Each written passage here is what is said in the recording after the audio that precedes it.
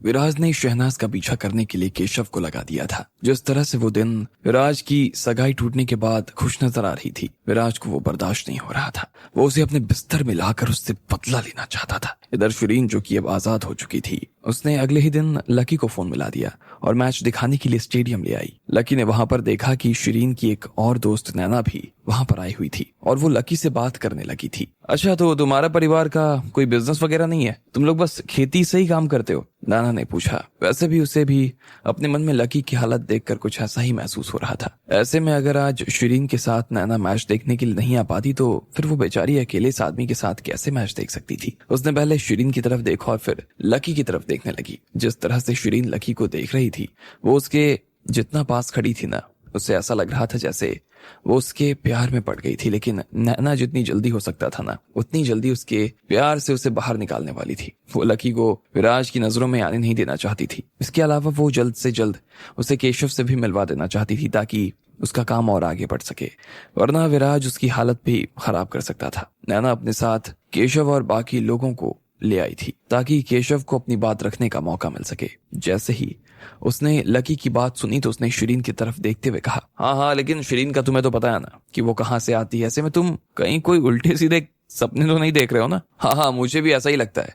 हो सकता है ये सिंपैथी के नाम पर शिरीन को अप्रोच करने की कोशिश कर रहा हो। ना, तुम अपने दोस्तों का ना थोड़ा ध्यान रखो। मुझे किससे क्या सलाह लेनी है क्या नहीं ना, मैंने मांगा नहीं है, ठीक है? मुझे किसके साथ दोस्ती करनी है और किसके साथ नहीं, मैं ये खुद डिसाइड करूंगी। शिरीन ने बीच में ही उसकी बात को काटते हुए कहा। उसे थोड़ा सा गुस्सा भी आ गया था और इसलिए वो लकी को अपने साथ लेकर स्टेडियम के अंदर आ गई। अरे शिरीन, 1 मिनट के लिए तो रुको, कुछ और भी लोग हैं जो अभी तक आए नहीं है, नैना ने कहा। और कौन बाकी रह गया है? शिरीन ने अपने दोनों हाथ बांधते हुए कहा। उसकी आंखों को देखकर साफ पता चल रहा था कि उसे कितना गुस्सा। इंस्टा मिलियनेयर स्टोरी को सबसे पहले सुनने के लिए my name is king channel को सब्सक्राइब करो। आ रहा था। अगर नाना ने अभी लकी के बारे में वो बात नहीं की होती तो शायद खुशी खुशी शिरीन बाकी लोगों का इंतजार कर लेती, लेकिन अब उसका ऐसा कोई मुद्दा तो नजर आ नहीं रहा था। वो इससे पहले कि नैना उसके सवाल का जवाब दे पाती, इतने में उसे पीछे से एक बहुत ही जोरदार आवाज सुनाई दी और वो अचानक से पूरी सड़क नीले रंग की रोशनी से भर गई। वहां पर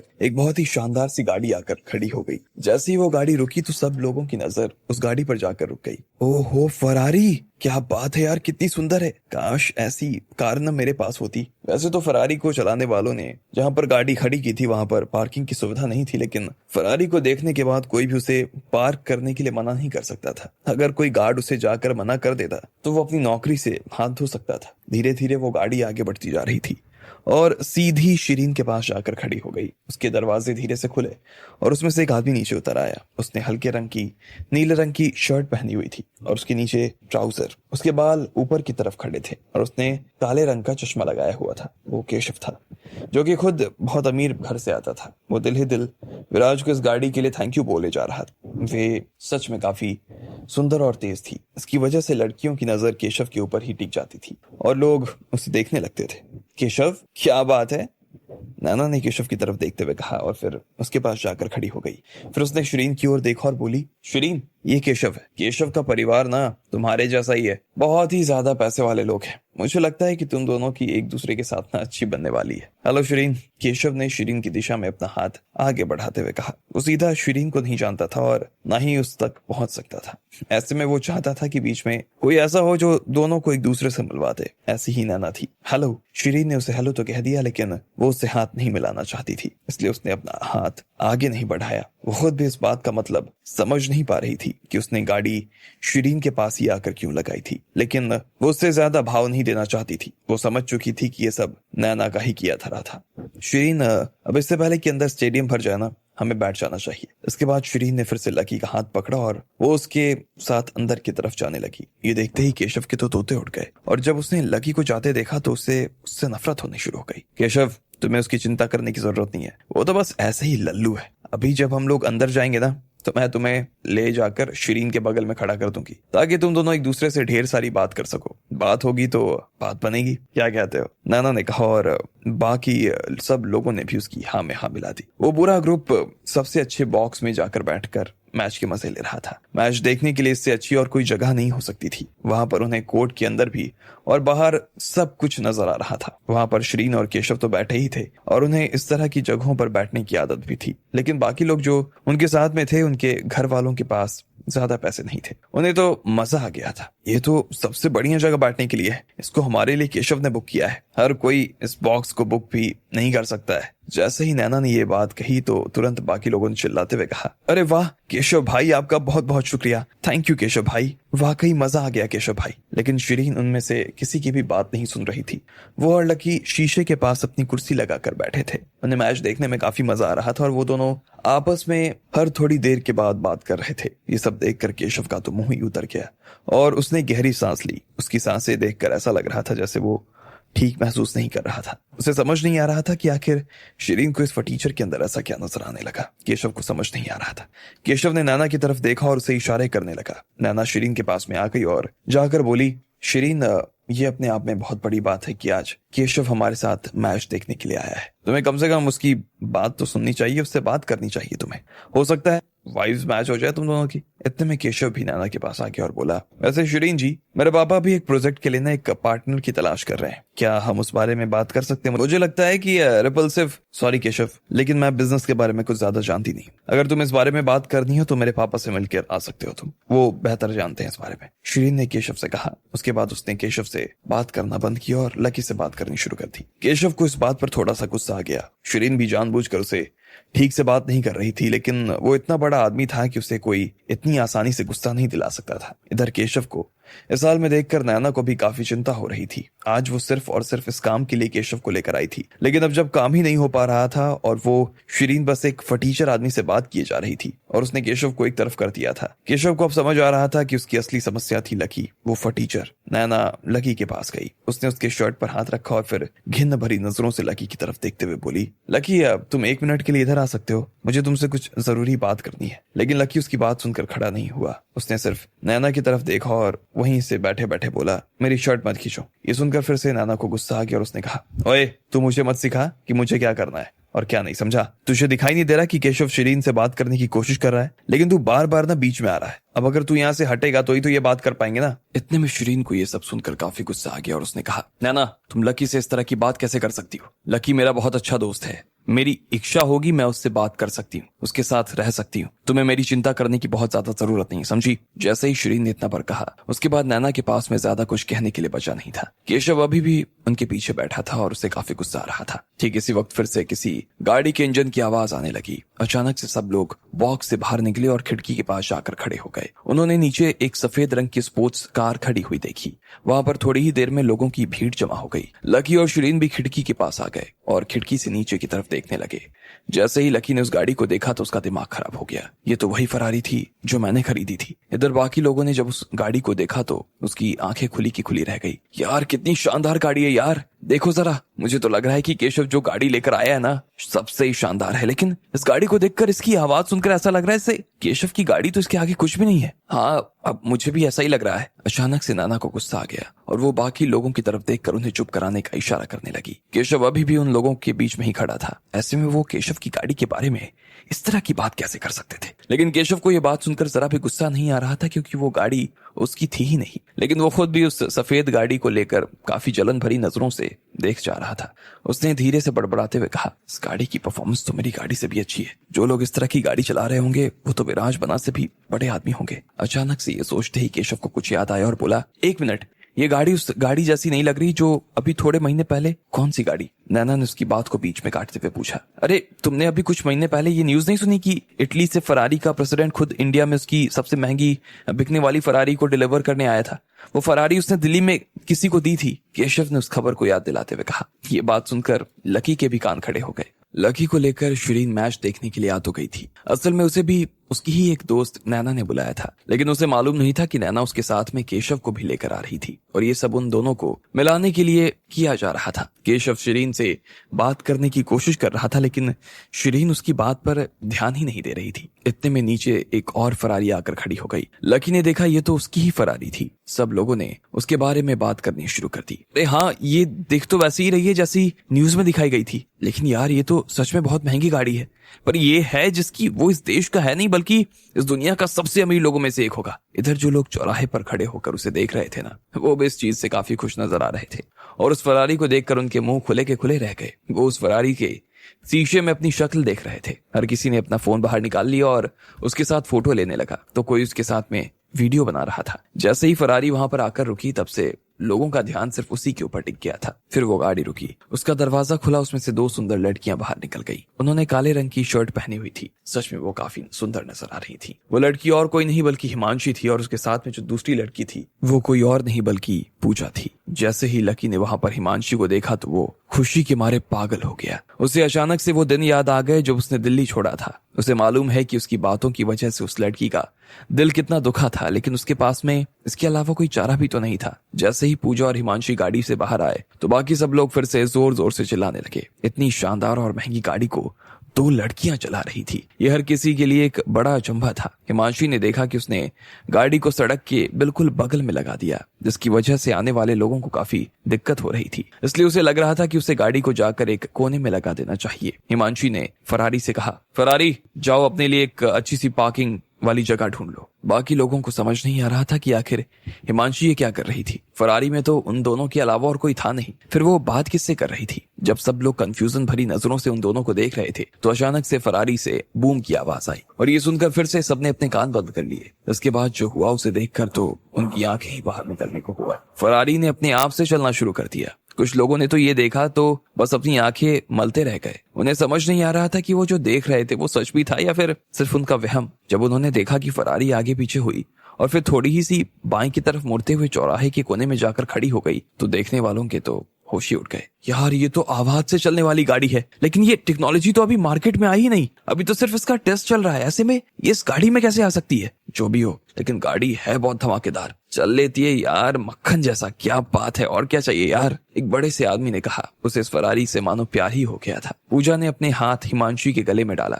और धीरे से फुसफुसाते हुए बोली, हिमांशी ये तो बहुत अच्छा रहा ना कि आज तुम इस गाड़ी को लेकर सब लोगों के बीच में आई हो। देख रही हो ना कैसे तुम्हें स्टार मान रहे हैं। मैंने अच्छा काम किया ना जो इस गाड़ी को बाहर निकलवा दिया, वरना बेकार में पड़ी पड़ी धूल खा रही थी। इधर हिमांशी ने उसे देखा और मुस्कुराते हुए बोली, वैसे ये गाड़ी ना मेरी नहीं है, लकी की है। लकी इसे दिल्ली में छोड़कर गया था। जब इसने इसे वहां छोड़ा तो शशिकांत ने इसे मेरे घर पर भिजवा दिया। भले ही वो मुझे यही कह के गया कि जब मैं चाहूं जैसा चाहूं इस गाड़ी का इस्तेमाल कर सकती हूँ, लेकिन असल में ये गाड़ी लकी की है और बहुत महंगी है। ऐसे में अगर इस पर गलती से कोई खरोंच भी आ गई ना तो मेरी जेब तो ढीली हो जाएगी भाई। अरे अगर तुमने इस पूरी गाड़ी को तोड़ भी दिया ना, देखना लकी तुमसे पैसे तब भी नहीं लेगा।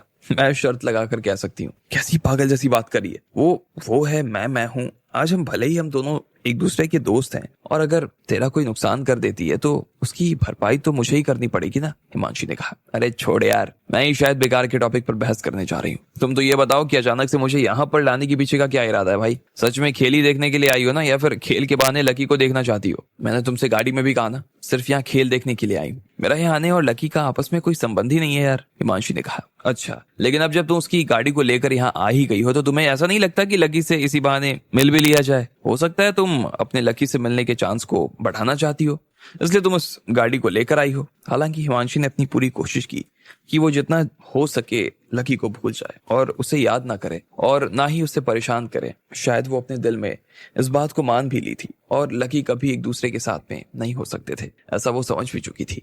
इधर भीड़ ने फरारी के पास में फिर से जमा होना शुरू कर दिया। कुछ लोगों ने अपना लाइव शुरू कर दिया और वो लोग फरारी फैज को ये वीडियो दिखा रहे थे। कुछ लोगों ने उसके साथ में सेल्फी लेना शुरू कर दिया और वो लोग फरारी की हर डिटेल को बहुत ही ध्यान से देख रहे थे, लेकिन कोई भी उसे हाथ लगाने की जुर्रत नहीं कर रहा था। हर किसी को ऐसा लग रहा था जैसे अगर वो उसे हाथ लगाएंगे तो हो सकता था कि वो गंदी हो जाए। कुछ लोगों का दिमाग अलग से ही खुराफात करने में लगा था। उन्हें ऐसा लग रहा था कि हिमांशी ने जो पासवर्ड गाड़ी को खोलने के लिए इस्तेमाल किया था उसका इस्तेमाल वो खुद भी कर सकते थे और गाड़ी को चला सकते थे। ऐसे में उनमें से कुछ लोगों ने इस चीज को करने की कोशिश करनी शुरू कर दी। फरारी दरवाजा खोलो, फरारी पीछे हो जाओ, फरारी चालू हो जाओ। बाकी लोगों ने देखा कि उन सब के इतने सब बोलने के बाद भी फरारी चालू नहीं हो रही थी। इधर केशव अब उस गाड़ी की तरफ देख भी नहीं रहा था, लेकिन बाकी सब लोग अभी भी उसी गाड़ी को देखे जा रहे थे, उसकी तारीफ कर रहे थे।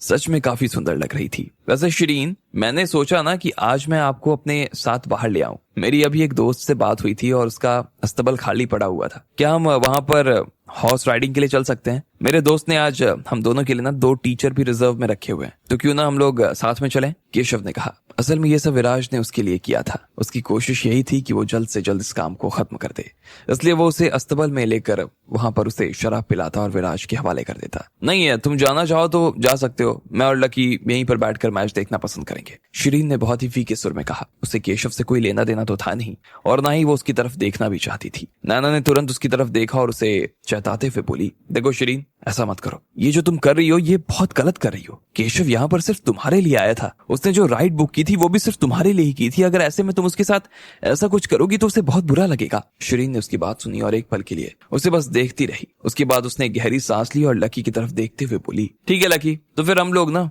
साथ में हॉर्स राइडिंग के लिए चलते हैं। ठीक है, तो फिर चलते हैं। इधर केशव को भी ये सुनकर खुशी हो गई और वो स्टेडियम से बाहर आने लगा। वो केशव की गाड़ी के बाहर आकर खड़े हो गए और केशव ने बाकी लोगों से कहा, चलो जिसको जहां जाना हो वो जा सकता है, मैं और शिरीन तो हॉर्स राइडिंग के लिए जा रहे हैं। इधर शिरीन ने फिर से लकी के कपड़ों को कसकर पकड़ लिया और उसने केशव की तरफ देखते हुए कहा, तुम क्या कहना चाहते हो? तुम क्या मेरी और अपनी बात कर रहे थे? मैं तो अपनी और लकी की बात कर रही थी। मैं लकी के साथ वहां जाने वाली हूँ। ये सुनकर तो केशव अंदर तक जल भुनकर खाक हो गया। फिर भी उसने अपने चेहरे के ऊपर मुस्कान बनाए रखी और उसने ये उसी मुस्कान के साथ कहा, देखो शिरीन, मेरे दोस्त ने मुझे यही कहा था कि ये स्पेशल ट्रीटमेंट वो सिर्फ मुझे और तुम्हें देने वाला है। ऐसे में ये हमारे साथ नहीं आ सकता, सॉरी। हाँ शिरीन, तुम इसे यहीं पर छोड़ दो ना, तुम केशव के साथ निकल जाओ, हम लोग इसे अपने साथ में ले जाएंगे। इधर से नाना ने बीच में कूदते हुए कहा, हाँ शिरीन, तुम निकल जाओ केशव के साथ, वैसे भी ये फटीचर तुम्हारे साथ रहने के लायक नहीं है। केशव भाई, और इसमें जमीन आसमान का अंतर है। इतने में केशव की भी थोड़ी हिम्मत बढ़ गई और वो लकी के पास आया और उसने कंधे पर हाथ रखते हुए कहा, तू सुन रहा है ना सब लोग क्या कह रहे हैं? तेरी इतनी हिम्मत कैसे हुई कि तू ये सोच सके कि शिरीन तेरे साथ आएगी? तू आया कहां से रे? लकी भी इधर केशव को अपने से दूर करने की कोशिश कर रहा था, लेकिन उससे पहले ही शिरीन ने उसे धक्का दे दिया। शिरीन लकी के आगे आकर खड़ी हो गई और उसने केशव को उंगली दिखाते हुए कहा, ये सब क्या कर रहे हो? बोल दिया ना मैं तुम्हारे साथ नहीं आने वाली हूँ तो नहीं आने वाली हूँ, बात खत्म हुआ ना, अब चलो तुम यहाँ से निकलो। लेकिन शिरीन, मैं तो केशव अपनी बात पूरी भी नहीं कर पाया था कि इतने में शिरीन ने उसे बीच में ही रोकते हुए उसे जाने का इशारा कर दिया। केशव सच में शिरीन के इस तेवर से परेशान हो गया था। वो बड़ी मुश्किल से अपने गुस्से को थाम पा रहा था। उसने जब शिरीन के गुस्से से भरे हुए चेहरे को देखा तो उसे समझ आ गया कि वो उसके साथ में जाने वाली नहीं थी। इसलिए उसने उससे माफी मांगते हुए कहा, ठीक है शिरीन, मुझसे गलती हो गई तो मुझे माफ कर दो, लेकिन प्लीज ऐसे गुस्सा मत करो। हाँ, हम सब तो वैसे भी दोस्ती है ना, एक आध शब्द किसी को इधर उधर कहने में जाता ही क्या है। शिरीन, तुम केशव पर इतना नाराज मत हो जाओ, केशव सच में बहुत अच्छा आदमी है। चलो आओ हम सब उस सफेद वाली फरारी को जरा पास से चलकर देखते हैं, नाना ने कहा। शिरीन के पल के लिए अभी भी केशव को गुस्से से ही देख रही थी। इतने में कुछ लोग उस सफेद फरारी के पास में आकर खड़े हो गए और सब लोग उसे अपनी आवाज से चालू करने की कोशिश कर रहे थे। उन्हें ऐसा लग रहा था जैसे वो उसे आवाज से चालू कर सकते हैं। ये तो बहुत सही बात है ना, इस गाड़ी का मालिक इसे सिर्फ अपनी आवाज से चालू कर सकता है। चलो हम भी कोशिश करके देखते हैं, नाना ने कहा और खुद भी आगे बोली। लेकिन गाड़ी आगे नहीं बढ़ी। लकी की फरारी में से पूजा और हिमांशी बाहर निकल आए थे। वो यहाँ पर सिर्फ खेल खेलने के लिए आए थे, लेकिन पूजा को ऐसा लग रहा था जैसे हिमांशी लकी से मिलने के लिए आई थी। वो लोग गाड़ी पार्क करके अंदर आ गए। इधर केशव काफी देर से शिरीन को मनाने की कोशिश में लगा था। वो उसे अपने साथ हॉर्स राइडिंग के लिए ले जाना चाहता था, लेकिन वो उसके साथ में नहीं जाना चाहती थी। ऐसे में नैना ने जब शिरीन को समझाने की कोशिश की तो भी वो नहीं मानी। केशव उससे ज्यादा गुस्सा नहीं होना चाहता था, ना ही उससे ज्यादा गुस्सा दिलाना चाहता था, इसलिए उसने सोचा कि वो जिद छोड़ देगा। और फिर सब लोग उस सफेद फरारी के पास आ गए। हर किसी ने उसे अपनी आवाज से खोलने की कोशिश की, लेकिन वो थी कि खुलने का नाम ही नहीं ले रही थी। केशव शिरीन के पास आया और उसने कहा, मुझे लगता है ना शिरीन की इसे खोल कर देख सकती है। शिरीन, तुम इसे एक बार अपनी आवाज से खोलने की कोशिश करो ना। शिरीन को भी लग रहा था कि जब बाकी लोग उस फरारी के साथ में इतने मजे कर रहे थे तब उसे भी उसके साथ खेलना चाहिए था। इसलिए वो उसके पास गई और बोली, फरारी चालू हो जाओ। जब वो चालू नहीं हुई तो उसने हाथ हिलाकर भी उसे चालू करने की कोशिश की, लेकिन वो तो चालू होने का नाम नहीं ले रही थी। पर शिरीन को इस खेल में तो बड़ा मजा आ रहा था। मुझे लगता है ना कि ये फरारी बहरी हो गई है, देखिए ना इतनी मीठी सी आवाज भी सुन नहीं पा रही है। केशव ने मुस्कुराते हुए कहा, मैं अभी फिर से एक बार कोशिश करती हूँ, फरारी चालू हो जा। फिर से नैना ने कोशिश करते हुए कहा, चालू हो जा फरारी। हाँ फरारी, तुझे तेरी माँ की कसम चालू हो जा, चालू हो जा। हर कोई चिल्लाया जा रहा था सिवाय लकी के। वो शांत से सब लोग लोगों को इस तरह से फरारी के सामने चिल्लाते हुए देख रहा था, लेकिन वो कुछ नहीं कह रहा था। भाई तुम भी एक बार कोशिश करके देख ही लो, क्या पता चालू हो जाए। केशव ने लकी की तरफ देखते हुए कहा और उसके मजे लिए, लेकिन लकी ने उसकी बात नहीं सुनी। वो सिर्फ इधर उधर देख रहा था। लकी एक बार कोशिश करके तो देखो, देखो ना कितना मजा आ रहा है, सब खेल रहे हैं, तुम भी आ जाओ। शिरीन ने लकी के पास आते हुए कहा, नहीं मेरा मन नहीं है, तुम लोग खेलो, मुझे देखने में अच्छा लग रहा है। लकी ने कहा और फिर ना में अपना सिर हिला दिया। अगर वो अपनी जुबान से बोल देता ना, वो गाड़ी चालू हो जाती और बाकी लोगों को खड़े खड़े हार्ट अटैक आ जाता, और उसे लग रहा था कि इस वक्त गाड़ी लेकर हिमांशी आई हुई थी, तो ऐसे में वो उसे चालू कैसे कर सकता था।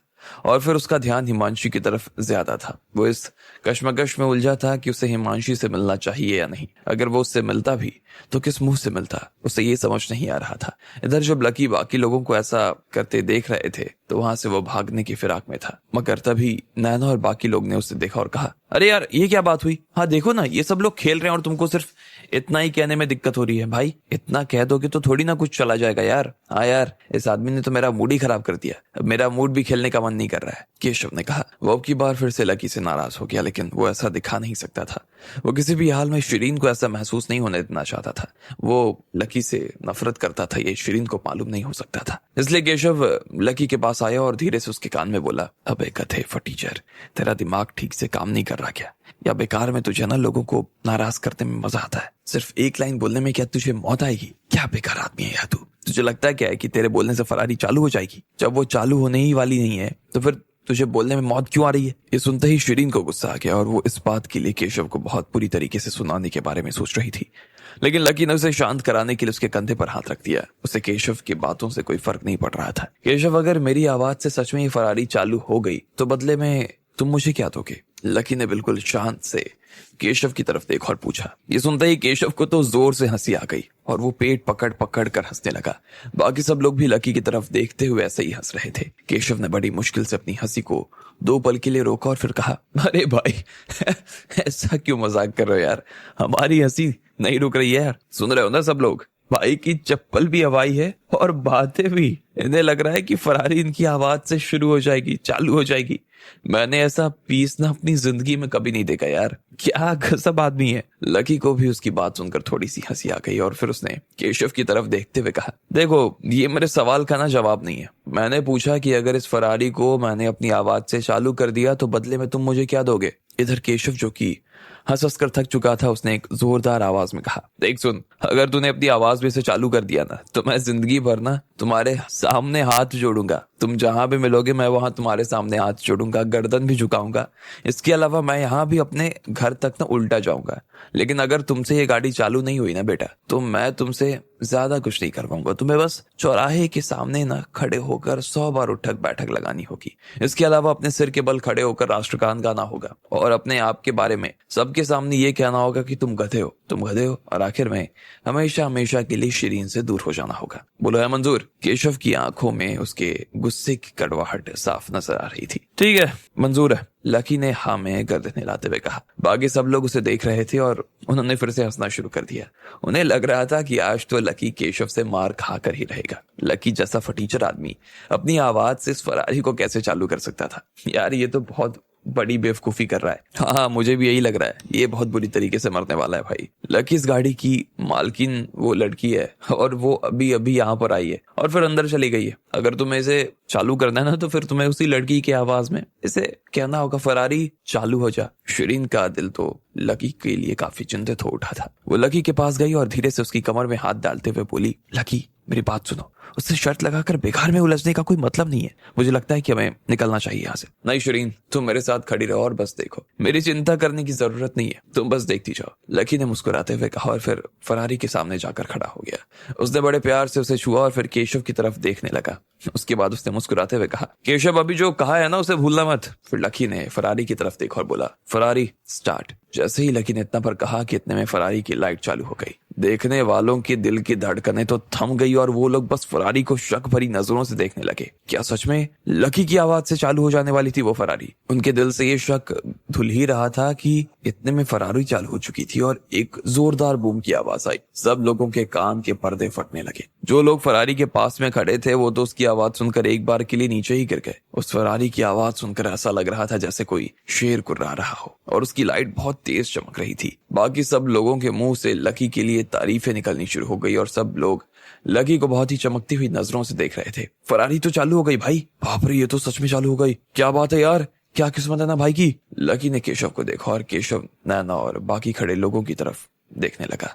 उनके चेहरे देखकर ऐसा लग रहा था कि उन्हें अभी तक इस बात पर विश्वास नहीं हो रहा था कि आखिर ये गाड़ी चालू हो गई थी। लकी भी हल्का सा कांप रहा था। बहुत दिनों बाद उसने अपनी गाड़ी चालू की थी।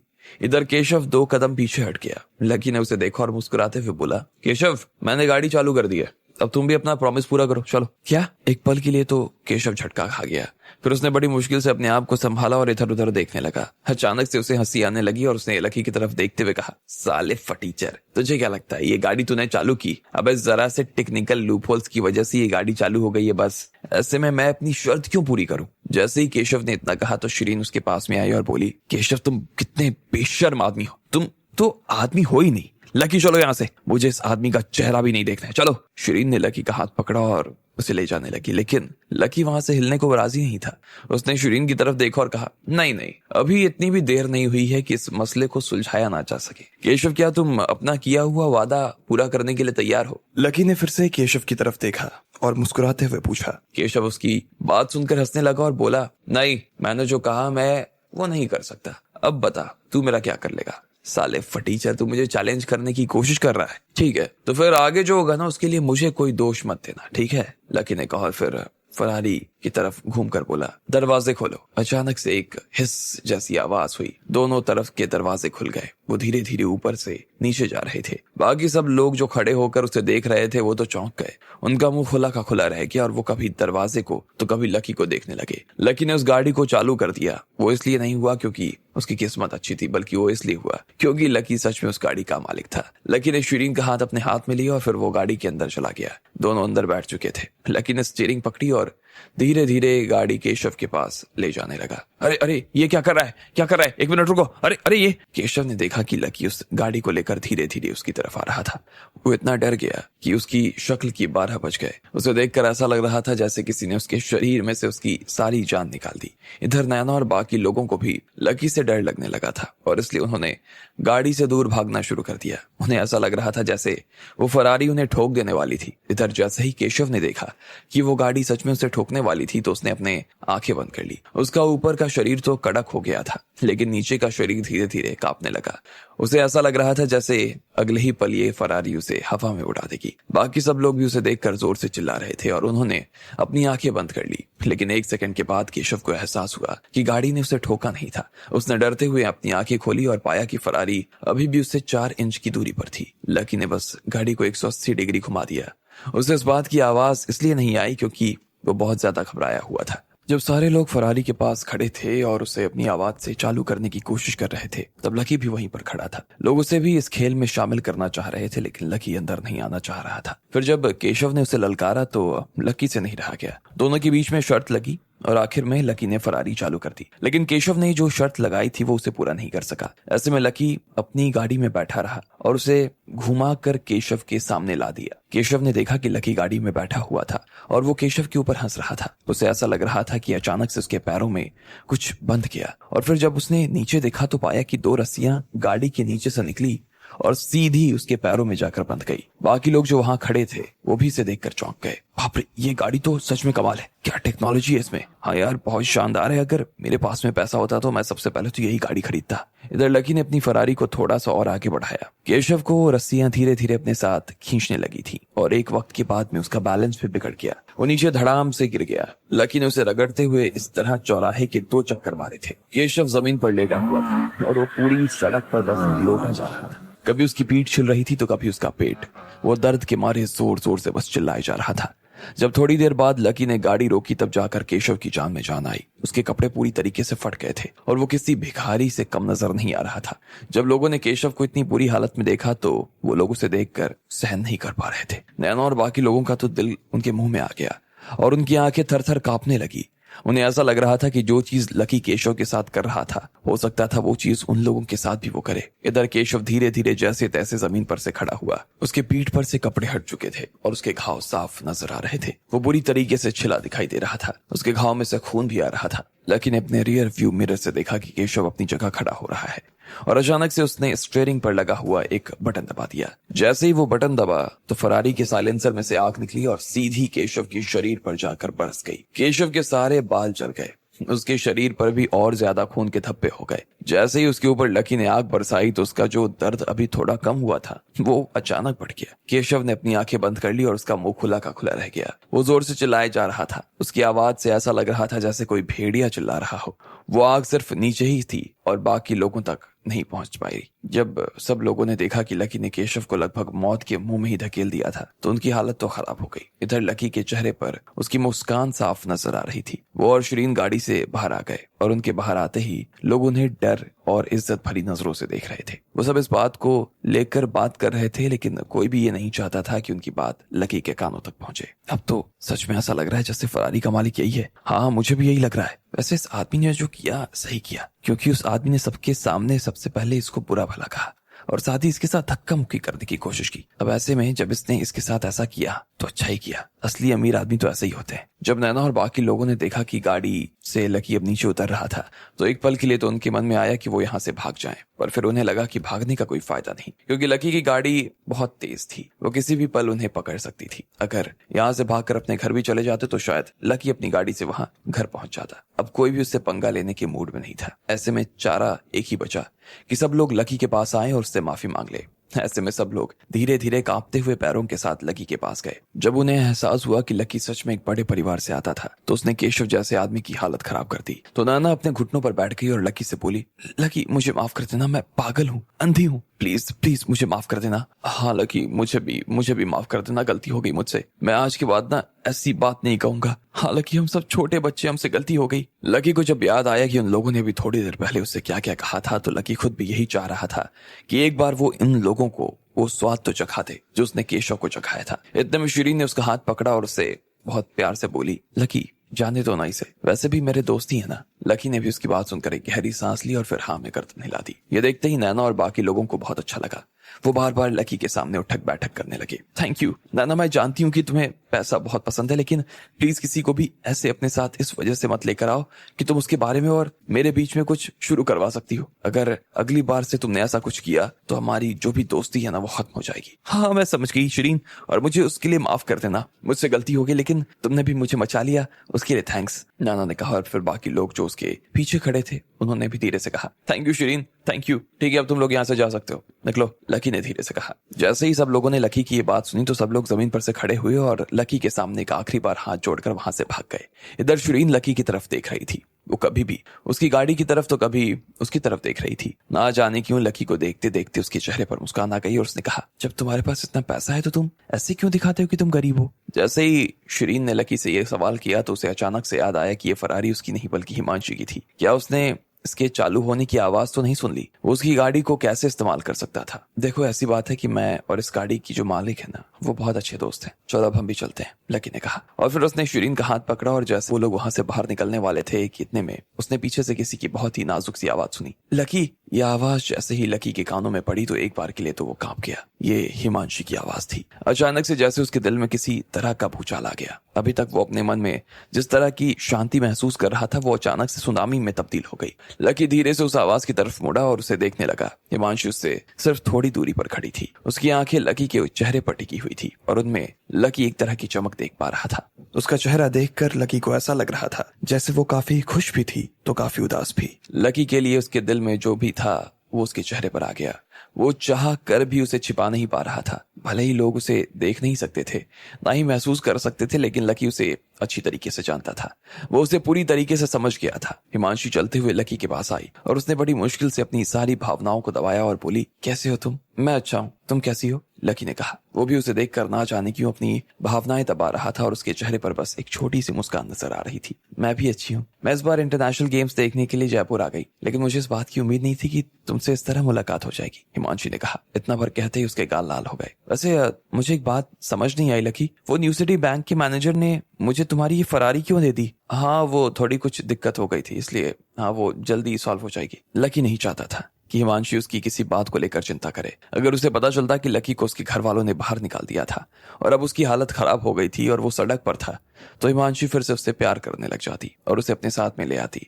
इधर लकी ने सोचा, जब ये फरारी मेरे पास आ गई थी तब मैंने इससे हिमांशी की आवाज भी रिकॉर्ड करवाई थी और मालिक के नाम में उसका भी नाम जुड़वा दिया था। अब हो सकता है कि अब जब मेरा खाता बंद हो गया हो तो न्यू सिटी बैंक के मैनेजर ने ये गाड़ी लाकर हिमांशी को दे दी हो। क्या तुम्हें राधिका मिली? हिमांशी ने फिर से पूछा। हाँ, वो मिल तो गई है, लेकिन हम दोनों के बीच में थोड़ी सी गड़बड़ हो गई है, इसलिए हमारी बात नहीं हो पा रही, लेकिन हाँ, थोड़े दिनों में सब ठीक हो जाएगा, लकी ने धीरे से मुस्कुराते हुए कहा। अच्छा, वैसे अगर तुम दिल्ली आओ तो मुझसे मिलना जरूर। हाँ, हिमांशी ने कहा और फिर लकी के सामने देखते हुए अपना हाथ हिला दिया। वो फरारी की तरफ जाने लगी और थोड़ी देर बाद वहां से रवाना हो गई।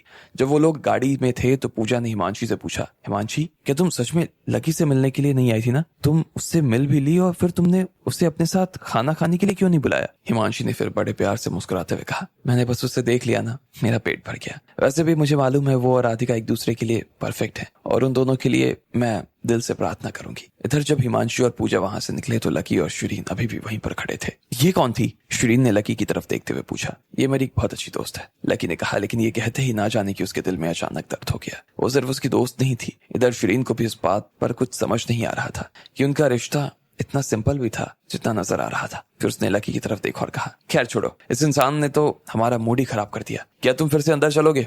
हम लोग मैच देखते हैं। लकी ने हाँ में सिर हिला दिया और कहा, नहीं लेकिन हमें कहीं और चलना चाहिए, मेरा यहाँ रुकने का ना मन नहीं कर रहा। और फिर लकी और शिरीन ने ऑटो लिया और वहां से निकल गए। इधर केशव अभी भी एक कोने में घायल सा बैठा हुआ था। उसने एम्बुलेंस को फोन लगाया और तुरंत अस्पताल में भर्ती हो गया। उसे इतनी ज्यादा चोट नहीं लगी थी। जैसे ही डॉक्टर ने उसका इलाज किया उसके बाद उसे जनरल वार्ड में शिफ्ट कर दिया गया। जब विराज को इस बात की खबर लगी तो वो भी उससे मिलने चला गया। जब केशव लकी की बात नहीं सुन रहा था तो लकी ने उसे अपनी तरफ से अपनी बात सुना दी। उसने उसके पैरों को रस्सी से बांधकर पूरी फरारी से चौराहे की 2 चक्कर लगवा दिए। इसके बाद उसने उसके ऊपर आग भी बरसा दी थी। ऐसे में नैना और बाकी लोग लकी से डरने लगे और उन्होंने उससे पहले ही माफी मांग ली।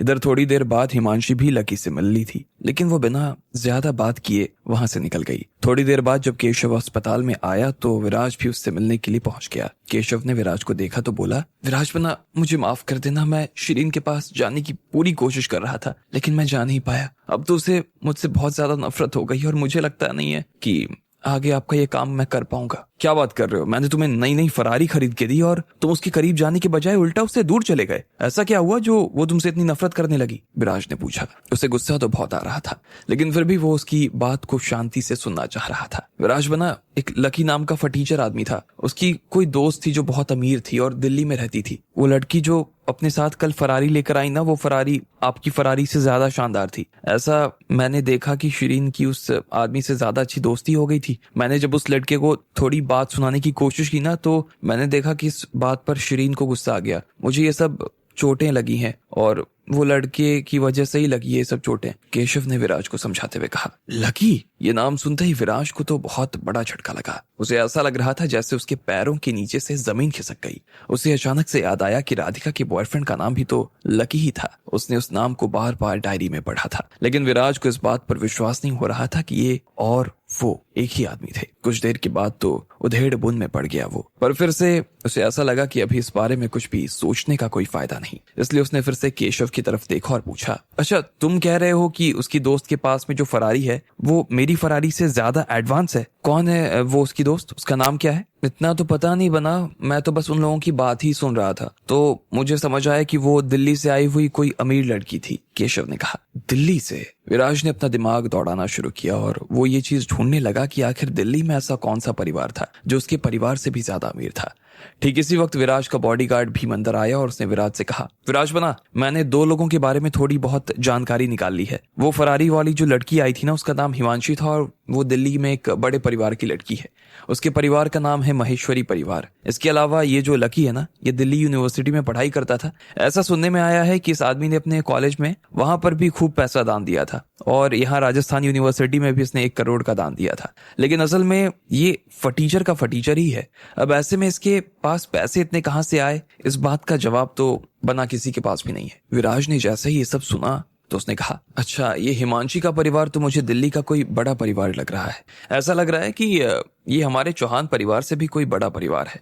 लेकिन ठीक है, मुझे हिमांशी की इतनी कोई चिंता नहीं है, लेकिन ये लकी। इससे पहले कि विराज अपनी बात खत्म कर पाता, केशव ने बीच में आते हुए कहा, विराज बना, वो फटीचर कोई इतना बड़ा रोरा नहीं है। वो तो एक मामूली सा पत्थर है जिससे आसानी से निपटा जा सकता है। लेकिन जब तक वो शिरीन के आसपास रहेगा ना, तब तक शिरीन तक पहुंच पाना मुश्किल है। विराज ने फिर से 2 मिनट के लिए कुछ सोचा और बोला, ठीक है, अब अगर शिरीन के पास पहुंच पाना इतना मुश्किल है तो कोई बात नहीं, मैं भी शिरीन के पास नहीं जाना चाहता हूँ। ये सुनते ही केशव एक बार के लिए चौंक गया। उसने विराज की तरफ देखा और बोला, विराज बना, क्या आप शिरीन को इतनी आसानी से अपने हाथ से जाने देना चाहते हो? विराज ने उसकी बात सुनी और खिड़की के बाहर देखने लगा। उसे ये बात याद आ रही थी कि जब वो उस दिन शिरीन से अपनी सगाई तोड़ रहा था तो काफी मुस्कुरा रही थी वो, और इसी बात का दर्द विराज के दिल में उठ रहा था। लेकिन आज उस दिन को याद करते हुए विराज को हंसी आ गई और उसने कहा, अरे नहीं यार, वो इतनी सुंदर चीज है, मैं कैसे कैसे उसे जाने दे सकता हूँ।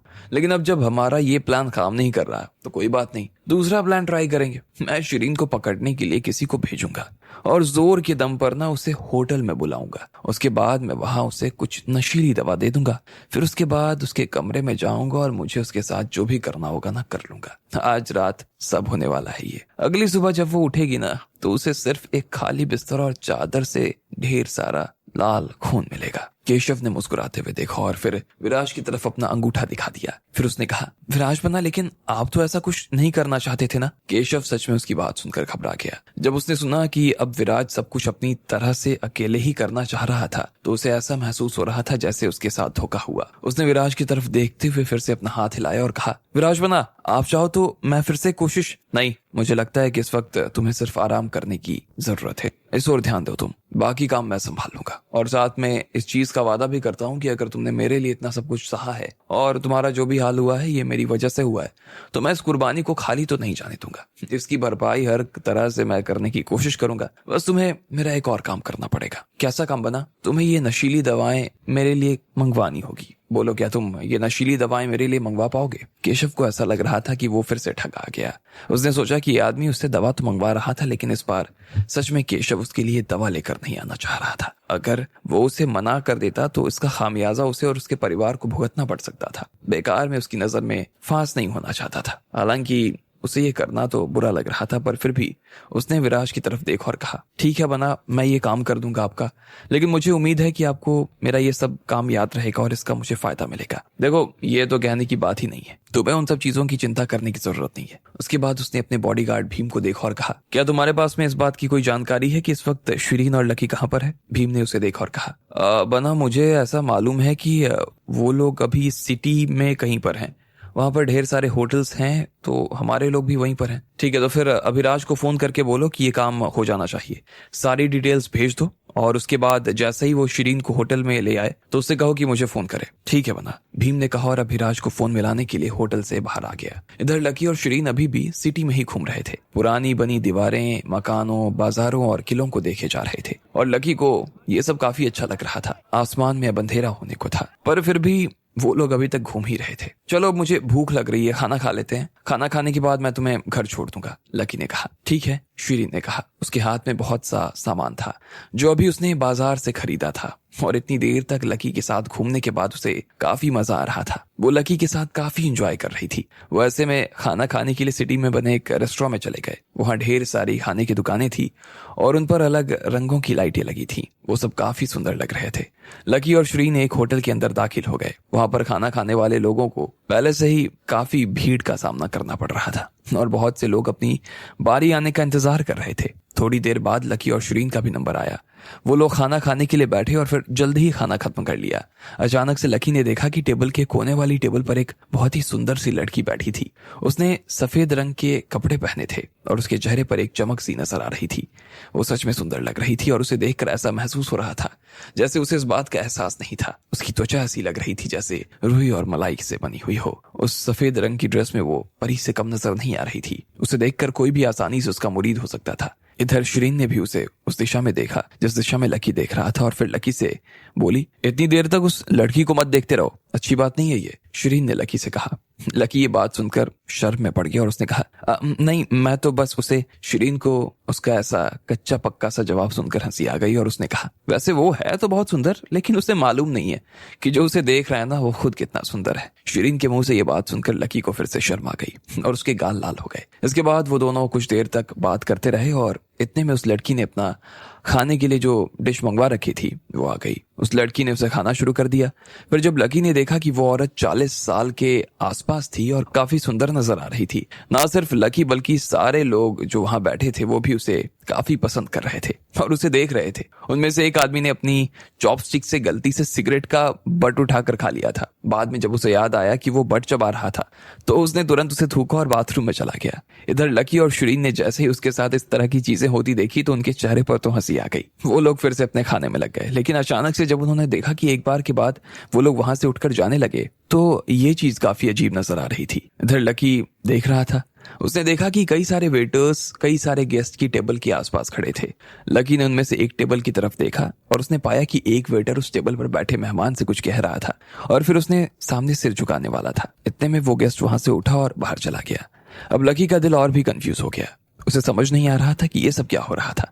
हाँ, वो इतना जरूर समझ गया था कि ये सब जो हो रहा था वो वेटर के कहने पर ही हो रहा था, लेकिन वो ऐसा क्यों कर रहा था ये लकी की समझ से बाहर था। केशव इतनी सारी चोटें खाने के बाद में हॉस्पिटल आ चुका था। उधर विराज भी उससे मिलने के लिए आ गया।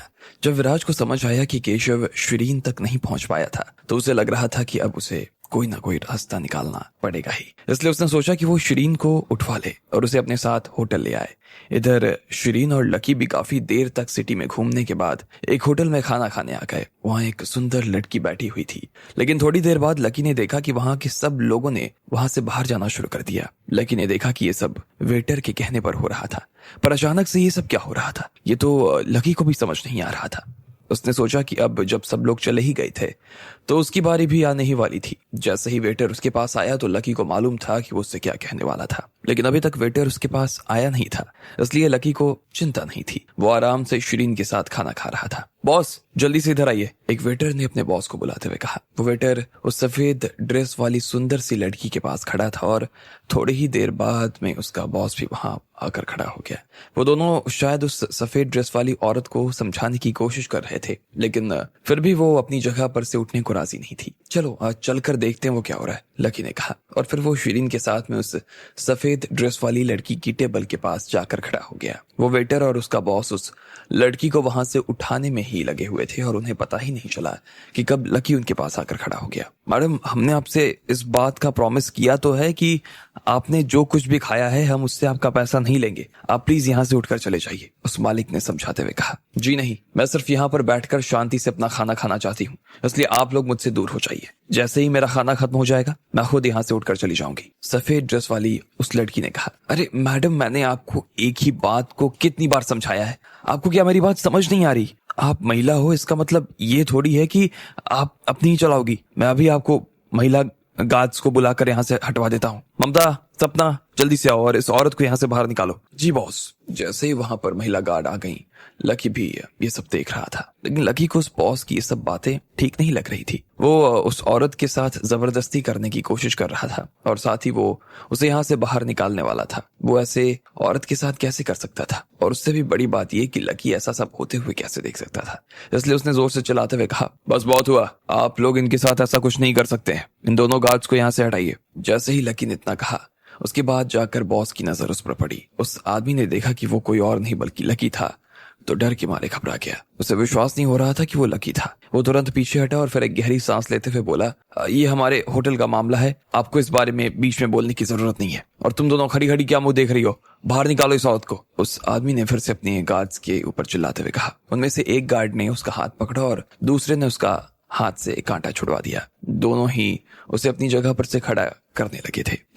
ये सब क्या कर रहे हो तुम लोग? इतने में लकी ने दोनों गार्ड्स को पीछे की तरफ धक्का दे दिया और उस सफेद ड्रेस वाली औरत को बचाकर खुद उसके सामने आकर खड़ा हो गया। फिर उसने उस बॉस की तरफ देखा और कहा, यार तुम यहाँ बिजनेस लेकर बैठे हो, तुम्हें मालूम नहीं है कि कस्टमर भगवान की तरह होता है? तुम्हें ये अधिकार किसने दिया कि तुम कस्टमर के साथ इस तरह का व्यवहार करो? तुम होते कौन हो उनके साथ इस तरह का व्यवहार करने वाले? अगर तुम इसी तरह से होटल चलाते रहे ना तो एक आध महीने के अंदर ही होटल बंद होने की कगार पे आ जाएगा। लकी ने उस आदमी को जमकर लताड़ा और उसके बाद उसने सफेद ड्रेस वाली महिला की तरफ देखा और बोला, मैडम देखिए, इस होटल की सर्विस बहुत खराब है। मुझे लगता है कि हमें खुद यहाँ से चले जाना चाहिए और कोई दूसरा अच्छा होटल देख लेना चाहिए। यहाँ खाने खाने से सिर्फ हमारा मूड ही खराब होगा। क्या आप हमारे साथ आना पसंद करेंगी? हाँ चलो किसी और जगह चलकर खाते हैं, मुझे भी आपके लिए ये जगह ठीक नहीं लग रही। शिरीन ने भी उस औरत का हाथ पकड़कर उसे ले जाते हुए कहा, चलो ठीक है, मैं तुम्हारे साथ आने के लिए तैयार हूँ। उस सफेद वाली लड़की ने धीरे से मुस्कुराते हुए कहा। वो लकी और शिरीन के साथ में एकदम से राजी हो गई। जैसे ही लकी ने अपने साथ लेकर उसे बाहर निकलने वाला था कि इतने में उस बॉस ने उसका हाथ पकड़ लिया। उसके चेहरे पर उसका गुस्सा साफ नजर आ रहा था और उसने बहुत ही ठंडी आवाज में कहा, वो अकेली जा सकती है लेकिन तुम दोनों नहीं जा सकते। तुम दोनों को यहीं पर रुकना पड़ेगा। क्यों? तुम्हारे पास क्या इतना पावर है जो तुम हम दोनों को रोक दोगे? चुपचाप मेरे रास्ते से अलग हो जाओ, लकी ने कहा। उसे समझ नहीं आ रहा था कि वो उसे रोक क्यों रहा था, इसलिए उसने उस बॉस को धक्का दिया और वहां से निकलने लगा। लेकिन फिर से उस आदमी ने लकी को उसके कपड़ों से पकड़ लिया और शिरीन को भी रोकते हुए बोला, मैंने कहा ना तुम लोग नहीं जा सकते हो। ठीक इसी वक्त कुछ एक जवान और खतरनाक लोग वहां पर आ गए। उनमें से एक आदमी बहुत बड़ा था और उसने अपनी दाढ़ी पर हरा रंग करा रखा था। उस आदमी ने लकी की तरफ देखा और फिर खतरनाक मुस्कान के साथ बोला, क्या हुआ? तुम तो बाहर जा रहे थे ना, जाओ, लेकिन मेरे होते हुए तुम यहाँ से नहीं जा सकते। अभिलाष भाई आप आ गए। वो सूट वाला आदमी उस हरी दाढ़ी वाले आदमी के पास आकर खड़ा हो गया और मुस्कुराते हुए उसे देख रहा था। ये वही अभिलाष था जिसके बारे में विराज पहले बात कर रहा था। वो जयपुर सिटी का बहुत बड़ा गुंडा था और यहाँ पर उसका नाम चलता था। जब उसे विराज का मैसेज मिला तो उसने अपने छोटे भाई को लकी और शिरीन के बारे में जानकारी निकालने के लिए भेज दिया। जैसे ही उन्होंने देखा कि वो दोनों इस होटल में आकर खाना खा रहे थे तो उसने ये खबर अभिलाष को दे दी। ये सुनने के बाद में अभिलाष ने तुरंत वहां के बॉस को फोन लगाकर होटल को खाली करवा दिया। वो लोग यहीं पर शिरीन को बांधना चाह रहे थे और उसे नशीली दवा खिलाना चाह रहे थे। उसके बाद ये लोग शिरीन को यहाँ से होटल में ले जाते और वहां पर विराज उसके साथ जबरदस्ती करता। जहां तक बात लकी की थी तो वो लोग उसे भी नहीं छोड़ने वाले थे और वो उसे अच्छा खासा सबक सिखाने वाले थे। अब इधर लकी के पास में जो वेटर खड़े थे उन्होंने अभिलाष का खूब नाम सुना था। वो सब लोग अभिलाष को अच्छी तरीके से जानते थे, इसलिए जैसे ही उन्होंने देखा कि अभिलाष की बात हो रही है तो वो समझ गए कि लकी ने खुद अपनी मौत को बुलाया था। ऐसे में वो खुद भी बहुत डरे हुए थे, इसलिए उनकी खुद भी सांस तक लेने की हिम्मत नहीं हो रही थी। ठीक इसी वक्त अब यहाँ पर सिर्फ 3 लोग बाकी रह गए, लकी, शिरीन और वो सफेद कपड़ों वाली लड़की। उस बॉस ने अपने वेटर को इशारा किया और दरवाजा लगाने के लिए कह दिया। जैसे ही लकी और शिरीन ने देखा कि वो दरवाजा लगाने वाले थे तो उन्हें अजीब सा महसूस होने लगा। लेकिन वो सफेद कपड़ों वाली औरत अभी भी शांति से अपनी जगह पर बैठी हुई थी। उसे समझ नहीं आ रहा था कि आखिर इस दरवाजे को लगाने की जरूरत क्या थी। अभिलाष खुद भी आकर एक कुर्सी पर बैठ गया। उसने लकी को देखा, फिर उसकी नजर शिरीन से मिली और उसके बाद उस सफेद कपड़े वाली औरत को देखने लगा। फिर उसने शिरीन की तरफ देखा और बोला, शिरीन जी नमस्ते। मुझे एक बात समझ नहीं आ रही कि आपने इस जैसे फटीचर आदमी के चक्कर में केशव भाई जैसे आदमी को धोखा देने के बारे में कैसे सोच लिया? शिरीन ये बात सुनकर थोड़ी हैरान हो गई। उसे मालूम था कि उसने विराज को नहीं बल्कि विराज ने उसे धोखा दिया था। ऐसे में उसने गुस्से से अभिलाष की तरफ देखा और बोली, तुम्हें क्या केशव ने यहाँ भेजा है? क्या चाहते हो तुम? तुम्हें मालूम है ना कि मेरा नाम शिरीन है और मैं जरीवाला परिवार से हूँ। अगर मेरे साथ कुछ भी उल्टा सीधा करने के बारे में सोचा ना तो तुम्हें मालूम नहीं कि मेरे पिताजी तुम्हारे साथ क्या करेंगे। उसकी बात सुनकर अभिलाष अपने पैर पर पैर रखकर बैठ गया। उसने अपना लाइटर निकाला, एक सिगरेट जलाई और फिर एक पफ लेते हुए बोला, शिरीन जी आप इतनी सुंदर हैं फिर भी आप इतना गुस्सा कर रही हैं। वैसे आप गुस्से में और ज्यादा सुंदर लगती हैं। अब समझ में आया कि केशव भाई आपसे इतना प्यार क्यों करते हैं। बनाने तो आपको जब पहली बार अस्पताल में देखा तब से ही आपके प्यार में पागल हो गए थे। याद है ना आपको? मुझे कुछ भी याद नहीं है और ना ही मैं किसी तरह की कोई फालतू बात याद करना चाहती हूँ और सुनना चाहती हूँ। चुपचाप मेरा रास्ता छोड़ो, जाने दो यहाँ से। चलो लकी, शिरीन ने फिर से गुस्से में कहा। इतने में अभिलाष ने फिर से सिगरेट का एक कश लिया और धुआं छोड़ते हुए बोला, मैडम शिरीन, मुझे लगता है कि आप शायद कुछ ज्यादा ही बेशर्म हो। मुझे ना यहाँ पर केशव भाई ने ही भेजा है। उनका कुछ काम है और मैं वो काम अपनी तरफ से पूरा किए बिना तो यहाँ से जा ही नहीं सकता हूँ।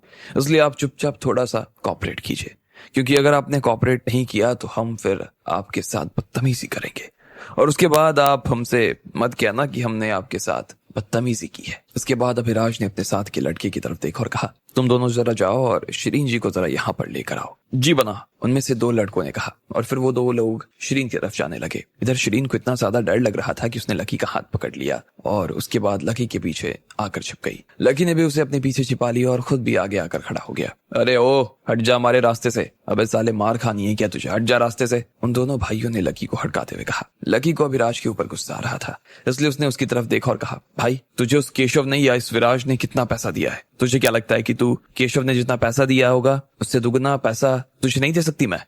तुम कहो तो इसके बारे में मैं अपने पापा से बात करूंगी और वो तुम्हें ज्यादा पैसा दिलवा देंगे। शिरीन को इससे पहले कभी भी इस तरह के गुंडे ने नहीं घेरा था। वो काफी डरा हुआ महसूस कर रही थी और बस यहाँ से निकलना चाहती थी। अच्छा, तुमको क्या लगता है कि यहाँ पर बोली लग रही है? हाँ, कौन किसको ज्यादा पैसा देगा, जो जिसका ज्यादा पैसा देगा वो उसका हो जाएगा, ऐसा समझ रही है क्या तू? अभिराज ने लकी से कहा और फिर उन दोनों लड़कों की तरफ देखते हुए बोला, सालो तुम लोग मेरा मुंह क्या देख रहे हो, मारो इस साले को। लकी उनकी शक्ल देखकर एक बार के लिए घबरा गया। जैसे ही वेटर और उसका बॉस उस सफेद कपड़े वाली लड़की से जबरदस्ती करने की कोशिश कर रहे थे तो लकी ने उन्हें बीच में ही रोक दिया। वो उसे बाहर लेकर जाने ही वाला था कि इतने में अभिराज वहां पर आ गया। असल में उसे भेजा तो विराज ने था, लेकिन वो इन सब के पीछे केशव का नाम ले रहा था। उसे देखकर शिरीन को बहुत बुरा लगा। वो चाह रही थी कि जल्द से यहाँ से बाहर निकला जाए, लेकिन अभिराज उससे बात करने की कोशिश बेकार समझ रहा था। इतने में एक आदमी लकी के बालों के पास पहुंचा और उसने उसके बाल पकड़ लिए और दूसरे ने उसके कपड़े। वो उसे खींचकर बीच में लाने की कोशिश कर रहे थे और उसे पीटना चाहते थे। जैसे ही लकी ने देखा कि वो दोनों लोग उसे मारने के लिए आगे आ रहे थे तो इतने में लकी ने तुरंत शिरीन को पीछे धक्का दे दिया। वो किसी भी हाल में उसे तो चोट नहीं पहुंचाने देना चाहता था। इसके बाद लकी ने अपने दोनों हाथ उठाए और उन दोनों लोगों को धक्का दिया। उन दोनों को इस बात का जरा भी एहसास नहीं था कि लकी उन दोनों के ऊपर इतनी जोर से हमला कर सकता है। इस तरह से धक्का खाने के बाद उन्हें फिर से गुस्सा आया और वो फिर से लकी को पीटने के लिए आगे आ गए। वो उसे मुक्का मार रहे थे, लेकिन उन लोगों के मुक्के लकी तक नहीं पहुंच पाए। अचानक से उनके मुंह से निकला, अरे बाप रे! उन दोनों के चेहरे पर उल्टा लकी ने मुक्का मार दिया। एक की नाक टूट गई और दूसरे की आंख फूट गई। जैसे ही उन्होंने अपना मुंह ढका और दर्द के मारे चिल्लाने लगे कि इतने में लकी ने उनके दोनों पेट में लात मारनी शुरू कर दी। वो दोनों अब नीचे जमीन पर गिर गए। उन्होंने अपने पेट पकड़े और वो मारे दर्द के चिल्लाने लगे। लकी ने उन दोनों को नीचे गिरा दिया, साथ ही अभिराज को भी उसके बाकी आदमियों को गुस्सा दिला दिया। साले, तुझको क्या लगता है अभिराज भाई के आदमी को मारेगा? अबे तुझे जिंदा रहना है या नहीं रहना है? रुक, अभी बताता हूँ तुझे हम क्या है। अभिराज भाई, मैं इस आदमी की पसलियां तोड़ दूंगा। फिर जैसे ही अभिराज ने अपना हाथ उठाया तो उसके साथ वाले लोग शांत हो गए। उनके मुंह पर जैसे ताले लग गए थे। वो बस लकी को गुस्से और नफरत भरी नजरों से देख रहे थे। अभिराज भी उसे देखे जा रहा था, लेकिन उसके चेहरे पर मुस्कान थी और उसने कहा, वैसे आदमी दिखने में भले ही फटीचर हो, लेकिन फिर भी भाई में दम तो है। लेकिन तुझे क्या तू मेरे 10 लोगों से लड़ सकता है? हाँ, 10 क्या, मैं 11 को भी मार सकता हूँ। चाहे तो तुझे भी शुरू करके देख सकता हूँ, ठीक है? चाहे हो जाए जो भी, लेकिन मैं जब तक यहाँ पर खड़ा हूँ ना, शिरीन को कोई कुछ नहीं कर सकता, हाथ तक नहीं लगा सकता, लकी ने कहा। जैसे ही शिरीन ने लकी के मुंह से ये बात सुनी तो उसके घबराए दिल को थोड़ी सी ठंडक पड़ गई। वो अब थोड़ा सा शांत महसूस कर रही थी। अरे वाह, मुझे तो लगता है कि तू बहादुर है, लेकिन उतना बेवकूफ भी है। तू जानता है ना तू किससे पंगा ले रहा है? यहाँ का अंडरवर्ल्ड मुझसे है, जानता है ना? मैं तुझे एक आखिरी मौका दे रहा हूँ, दूर हट जा, वरना मैं तुझे बता रहा हूँ कि सफेद चाकू तेरे अंदर जाएगा और लाल होकर वापस आएगा। जैसे ही अभिराज ने इतना पर कहा कि इसके बाद वहां खड़े लड़कों में से एक लड़के ने पीछे से चाकू निकाली और उसे खोल दिया। वो लकी को देखकर हंस रहा था और चाकू की नोक पर हाथ फेरने लगा।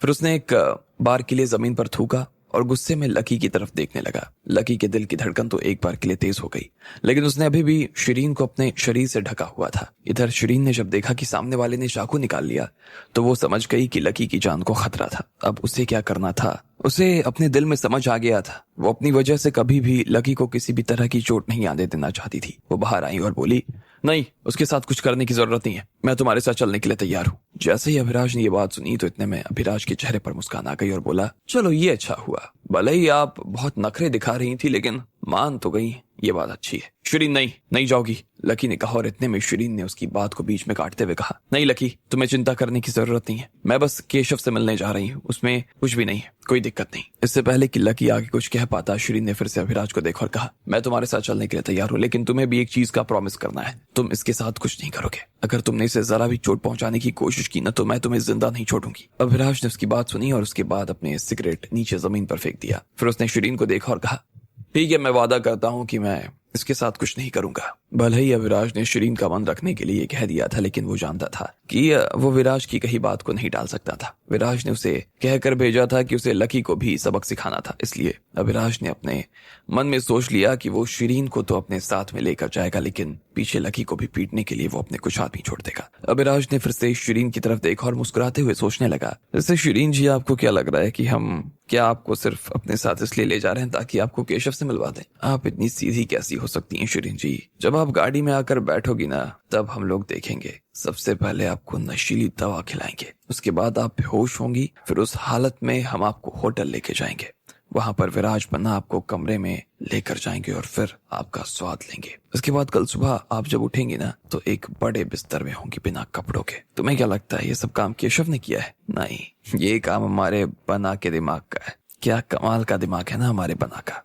इधर शिरीन ने लकी को देखा और बड़े प्यार से बोली, आज तुम मेरे साथ में खड़े थे, मुझे इस बात की बहुत खुशी है लकी। अब तुम वापस यूनिवर्सिटी जाओ। सच में तुम मेरी चिंता मत करो, जैसे ही मैं फ्री होंगी ना, मैं फोन करूंगी तुम्हें। इसके बाद शिरीन मुस्कुराने लगी और सीधा अभिराज की तरफ जाने लगी। लकी को उसका इस तरह से जाना ठीक नहीं लगा। उसके दिमाग में अजीब से ख्याल आ रहे थे।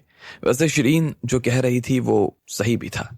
वो सिर्फ केशव से मिलने के लिए ही तो हॉस्पिटल जा रही थी, उसमें कौन सी बड़ी बात थी। लेकिन फिर भी उसे अपने दिल में ऐसा महसूस हो रहा था जैसे कुछ न कुछ तो गड़बड़ थी। ठीक इसी वक्त उसने अचानक से किसी औरत की आवाज सुनी। उसे समझ नहीं आ रहा था कि वह आवाज कहाँ से आ रही थी। उसने लकी की तरफ देखा और बहुत धीरे से कहा, नहीं, तुम उसे नहीं जाने दे सकते। हो सकता है कि उसके साथ में कुछ गलत हो जाए। लकी को अभी तक समझ नहीं आया कि ये आवाज कहाँ से आ रही थी। उसे लग रहा था कि ये आवाज उसकी सासू माँ की थी। लकी ने फिर से उस आवाज को सुना और शिरीन की दिशा में बढ़ने लगा। उसने शिरीन का हाथ पकड़ा और उसे फिर से पीछे खींच लिया। शिरीन उसे ऐसे देख रही थी जैसे वो मानो पूछ रही थी कि आखिर वो क्या कर रहा था। नहीं, तुम उसके साथ में नहीं जाओगी, हो सकता है कि तुम्हारे साथ कुछ गलत हो जाए। लकी ने कहा, तुम्हें क्या मरना है भैया, बीच में आने की क्या जरूरत है? फिर से अभिराज ने उसके ऊपर चिल्लाते हुए कहा। वो देख रहा था कि उसका प्लान सक्सेसफुल होने ही वाला था कि इतने में फिर से लकी बीच में आ गया। इस बात से उसे गुस्सा आ गया। उसके सारे लड़के लकी का सिर फोड़ देने के लिए आगे आ गए और उनमें से लगभग सब ने अपने अपने खंजर निकाल लिए।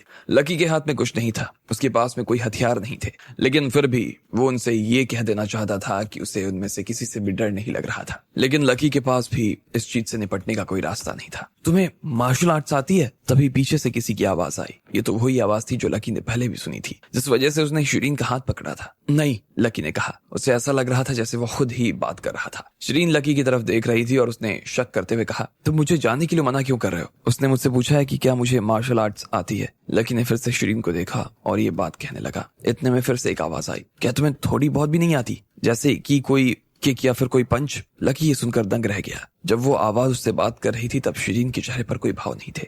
वो उस पर उससे कुछ भी नहीं कह रही थी। वो बस अभिराज और बाकी लोगों को देख रही थी। इधर अभिराज भी इधर उधर देख रहा था। सब लोग एक दूसरे के ऊपर चिल्ला रहे थे। उन्हें खुद भी किसी की आवाज नहीं आ रही थी। लकी को ये सब बहुत अजीब लग रहा था। सिर्फ वो अकेला इस आवाज को कैसे सुन सकता था? आखिर किसकी आवाज थी वो? क्या वो कोई परी थी या कोई भूत? जब मैं तुमसे कोई सवाल कर रही हूँ तो तुम मेरी उस बात का जवाब क्यों नहीं दे रहे हो? उस आवाज को फिर से लकी ने सुना। लकी उस आवाज का सम्मान तो कर रहा था, लेकिन उसे ये सुनते ही डर लग रहा था। किसने कहा? हाँ, मुझे थोड़ा बहुत तो आता है, लेकिन मैंने वो सब बचपन में सीखा था। जब बाकी लोगों ने लकी को ऐसे हवा में बात करते सुना तो उन सब लोगों के लिए ये काफी अजीब था। किसी को समझ नहीं आ रहा था कि ये हो क्या रहा था। अरे ये लड़का आखिर किससे बात कर रहा है? पागल बनाने की कोशिश कर रहा है क्या? इसे क्या लगता है ये हमें इतनी आसानी से उल्लू बना देगा? इसके बाद लकी ने कहा, हाँ, लेकिन मैं आपको कह देता हूँ कि मैं बहुत छोटा था तब मैंने ये सब सुना था और सीखा था। मुझे वो सब ठीक से याद भी नहीं है, उनमें से बहुत कुछ तो मैं भूल भी गया हूँ। इतने में फिर से उस लड़की की आवाज आई और उसने कहा, चलो अच्छा है, तुम्हें ये सब तो याद है ना, तो हो जाए, बाकी मैं तुम्हें याद दिला दूंगी कि तुम्हें इन सब से कैसे निपटना है। अरे पर उनके हाथ में चाकू है, मैं उनसे कैसे निपट सकता हूँ? उल्टा मेरी जान ले लेंगे वो, लकी ने कहा। वो उस आवाज को सुनकर चौंक गया। जब बाकी लोगों ने लकी को अपने आप में बात करते हुए देखा तो अभिराज को ऐसा लगा जैसे वो सच में उसे बेवकूफ बनाने की कोशिश कर रहा था। उसने लकी को देखा और धीरे से कहा, लगता है ये फटीचर अपने आपको बहुत बड़ा हीरो समझ रहा है, लेकिन तुझे शिरीन मैडम को हाथ लगाने की जरूरत नहीं है। अगर शिरीन मैडम को कुछ भी हुआ ना तो तेरे टुकड़े टुकड़े करके कुत्तों को खिला दूंगा। शिरीन जी, मुझे लगता है कि हमें इस आदमी से ना खुद ही निपट लेना चाहिए। देखिए ना, समझने की कोशिश ही नहीं कर रहा है, अभिराज ने कहा और उसके बाद अपने एक लड़के को आगे भेजने के लिए उसकी तरफ इशारा करने लगा। लकी ने शिरीन को अपने पीछे छिपा लिया था और खुद उन लड़कों से लड़ने के लिए आगे आ गया। जब दो लड़के उसके ऊपर टूटने के लिए आए तो लकी ने उन्हें मारकर नीचे गिरा दिया। इसके बाद जब अभिराज ने लकी को चाकू दिखाया तब जाकर वो थोड़ा सा डरा। चाकू देखकर शिरीन को भी डर लग गया और वो तुरंत उसके पीछे से निकलकर अभिराज के साथ जाने के लिए तैयार हो गई। लेकिन लकी को ये ठीक नहीं लगा। ना जाने कौन सी आवाज उसे सुनाई दे रही थी जो लकी को शिरीन को जाने से रोकने के लिए कह रही थी। साला हमें बेवकूफ बना रहा है। लड़कों, जाओ उस आदमी के शरीर में इतने छेद करो कि पूरा हाथ हार पार हो जाए। जो भी सबसे पहले इसको चाकू घोपेगा ना, मेरी तरफ से 20,000 रुपए का इनाम। जैसे ही अभिराज ने अपने लड़कों को ये हुक्म दिया, सभी लड़कों ने अपने अपने चाकू लकी के सामने तान दिए। वो पैसे का नाम सुनते ही अंधे हो चुके थे और लकी के शरीर में चाकू घोप देना चाहते थे। उसके बाद वो लोग सीधे चितों की तरह लकी की तरफ भागने लगे। उन्हें देखकर लकी घबरा गया।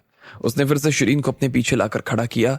वो उसे चोट नहीं आने देना चाहता था। इधर कम से कम 10 लोग लकी की तरफ भागने लगे और बढ़ने लगे। उन्हें देखकर लकी बुरी तरीके से घबरा गया कि अचानक उसे वही आवाज फिर से उसके कानों में आई। शुरुआत में जो आगे के लोग हैं उन्हें लात मारकर गिराओ, बिल्कुल सीधे लात मारकर और जोर से मारना। एक बार मारना शुरू करो तो फिर पैर जमीन पर नहीं टिकने चाहिए। लकी ने उसकी बात तो सुन ली, लेकिन वो थोड़ा डरा हुआ भी लग रहा था। जैसे उसने आवाज सुनी तो उसे ऐसा लगा जैसे उसके अंदर बैठे भगवान बात कर रहे थे। उसे इस बात का कोई शक नहीं था। उसने तुरंत अपना पैर उठाया और लोगों को लात मारना शुरू कर दिया। वो जैसे कह रही थी लकी वैसे ही लात मार रहा था। उसने अपना शरीर थोड़ा सा नीचे झुकाया और अपने सीधे पैर से वो लात मारने लगा। वो 3 लोग उसके सामने खड़े थे, एक बार में ही नीचे गिरकर धराशायी हो गए। उनमें से 2 लोगों की हालत तो बहुत खराब हो गई, लेकिन लकी ने भी इतने सालों से मार्शल आर्ट्स की प्रैक्टिस नहीं की थी, इसलिए वो भी ठीक से लात नहीं मार पा रहा था। जैसे उसने तीसरे आदमी को लात मारने की कोशिश की तो वो पूरी तरीके से नीचे नहीं गिर पाया और वो बस अपनी जगह पर खड़ा रह गया। साले फटीचर, रुक, अभी तेरा कलेजा बाहर निकालता हूं, उस आदमी ने कहा और सीधा लकी के सीने में चाकू मार दिया। लकी को एक बार के लिए लगा जैसे उसका शरीर ठंडा हो गया। अब शायद वो ज्यादा देर तक जिंदा नहीं रहने वाला था। अचानक से लकी की नजर उस सुंदर लड़की से जा मिली जिसने सफेद रंग की ड्रेस पहनी थी। वो लड़की अभी भी थोड़ी कांप रही थी और जैसे ही उस आदमी ने अपना चाकू बाहर निकाला तो इतने में उस लड़की के मुंह से भी चीख निकल गई। उसकी आवाज सुनकर उस आदमी का ध्यान थोड़ा भटक गया और लकी, जो कि अभी तक जमीन पर गिर गया था, उसने इसी मौके का फायदा उठाया। तुम देख सकते हो उस आदमी का सीना तुम्हारे सामने है। उसका सीधा पैर झुका हुआ है, उसका उल्टा पैर सीधा खड़ा है और उसका सीधा हाथ किसी धनुष जैसा नजर आ रहा है। उसकी मुट्ठी तुम्हारे चेहरे पर आने के लिए बेताब है। उस आवाज ने फिर से लकी से कहा। उस आवाज को यह बात समझ में आ गई थी कि लकी को मार्शल आर्ट सच में ठीक से नहीं आती थी और इसलिए वो उसे एक एक चीज बहुत ही तफसील से समझा रही थी। हर अंग का नाम भी बता रही थी। साथ ही अभी किसी अंग पर वार करना सबसे ज्यादा सही रहेगा इस बारे में भी बता रही थी। लकी ने उसकी बात को सुनकर एक बार में समझ लिया और उसने उसके ऊपर अमल करने के लिए अपने आप को तैयार किया। फिर जैसे ही उस आवाज ने कहा, लकी अपनी जगह से थोड़ा सा उठा और उसने उस आदमी के शरीर पर वार कर दिया। उसकी छाती पर लात पड़ते ही उसे ऐसा लगा कि उसके अंदर की सारी सांसें बाहर आ गई। वो पीछे की तरफ गिर गया। अभी भी वो आवाज थमी नहीं थी और वो लकी को दिशा दिखाई जा रही थी। बाकी सब लोगों को भी इसी तरह से ठिकाने लगा दो। एक लात खाने के बाद में कोई भी तुम्हारे पास आना तक नहीं चाहिए। उनमें से 2 की कोहनियां रोको, उनको पकड़ो, सीधा करो और पीछे जो खड़े हैं उनकी आंखों में ये कोहनियां घुसा दो। इस तरह से लकी ने उन्हें पूरी तरीके से मारना शुरू कर दिया। वो 3, 4, 5 और ऐसे करते हुए आखिरी गैंगस्टर पर पहुंच गया। लकी सिर्फ उस आवाज की सुनता जा रहा था। सिर्फ एक आदमी ने 10 लोगों को नीचे गिरा दिया। वो 10 के 10 अपने चाकुओं के साथ नीचे फर्श पर पड़े थे और दर्द के मारे करा रहे थे। जब अभिराज ने वहां पर देखा तो पाया कि वो अकेला था और उसे अब थोड़ी सी घबराहट होनी शुरू हो गई। सालो, कितने बेकार के लोग हो, तुमसे एक आदमी नहीं मारा जा रहा है, निकल जाओ यहाँ से, दूर हो जाओ। सालो, तुम लोग अभिराज की आदमी कहलाने के लायक नहीं हो। मैंने आज तक ना तुम लोग जैसा डरपोक नहीं देखा है, अभिराज ने गुस्से से कहा। उसने भी देखा कि लकी ने किस तरह से मार्शल आर्ट्स का इस्तेमाल करते हुए उन लोगों को नीचे गिरा दिया। हालांकि उसकी ये लात बहुत ही नॉर्मल दिखाई दे रही थी, लेकिन फिर भी लकी ने जिस तरह से इस पूरे काम में टाइमिंग का इस्तेमाल किया था, उससे ही आज ये सब लोग नीचे जमीन पर गिरे हुए थे। लेकिन अभिराज को इस बात का कोई अंदाजा नहीं था। ये सब लकी ने जो किया था वो आवाज की वजह से किया था। अब अभिराज अपनी जगह पर खड़ा हुआ। उसने लकी की तरफ देखा और फिर मुस्कुराते हुए बोला, साले हरामी, तू ऐसा मत सोचना कि मेरे आदमी लोग को जैसे मार लिया है तूने वैसे मुझे मार लेगा। 10 पर तू भारी रहा होगा, लेकिन 11वां तेरे ऊपर भारी रहने वाला है।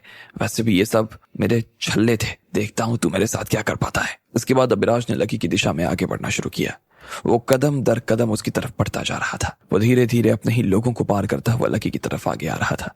उसे अपने लोगों के ऊपर थोड़ा गुस्सा भी आ रहा था, इसलिए वो बीच बीच में उनके पेट पर लात मारता हुआ जा रहा था। दो लोगों की हालत तो बहुत ही ज्यादा खराब थी और वो दर्द के मारे जोर जोर से चिल्ला रहे थे। मैं तुझे चैलेंज देता हूँ, तुझे बहुत शौक है ना शिरीन को बचाने का, मैं भी देखता हूँ कि तू उसे कैसे बचाता है, अभिलाष ने जोर से चिल्लाते हुए कहा और फिर अपना मुक्का तानते हुए लकी की दिशा में आगे आने लगा। इतने में लकी के कान में वो आवाज फिर से आनी शुरू हो गई और उसने कहा, थोड़ा सा ऊपर देखो, अपनी कमर को पीछे कर लो और जैसे ही तुम्हारा हाथ जमीन को छूने वाला हो तो तुरंत अपना सीधा पैर उठाओ और लात मारो।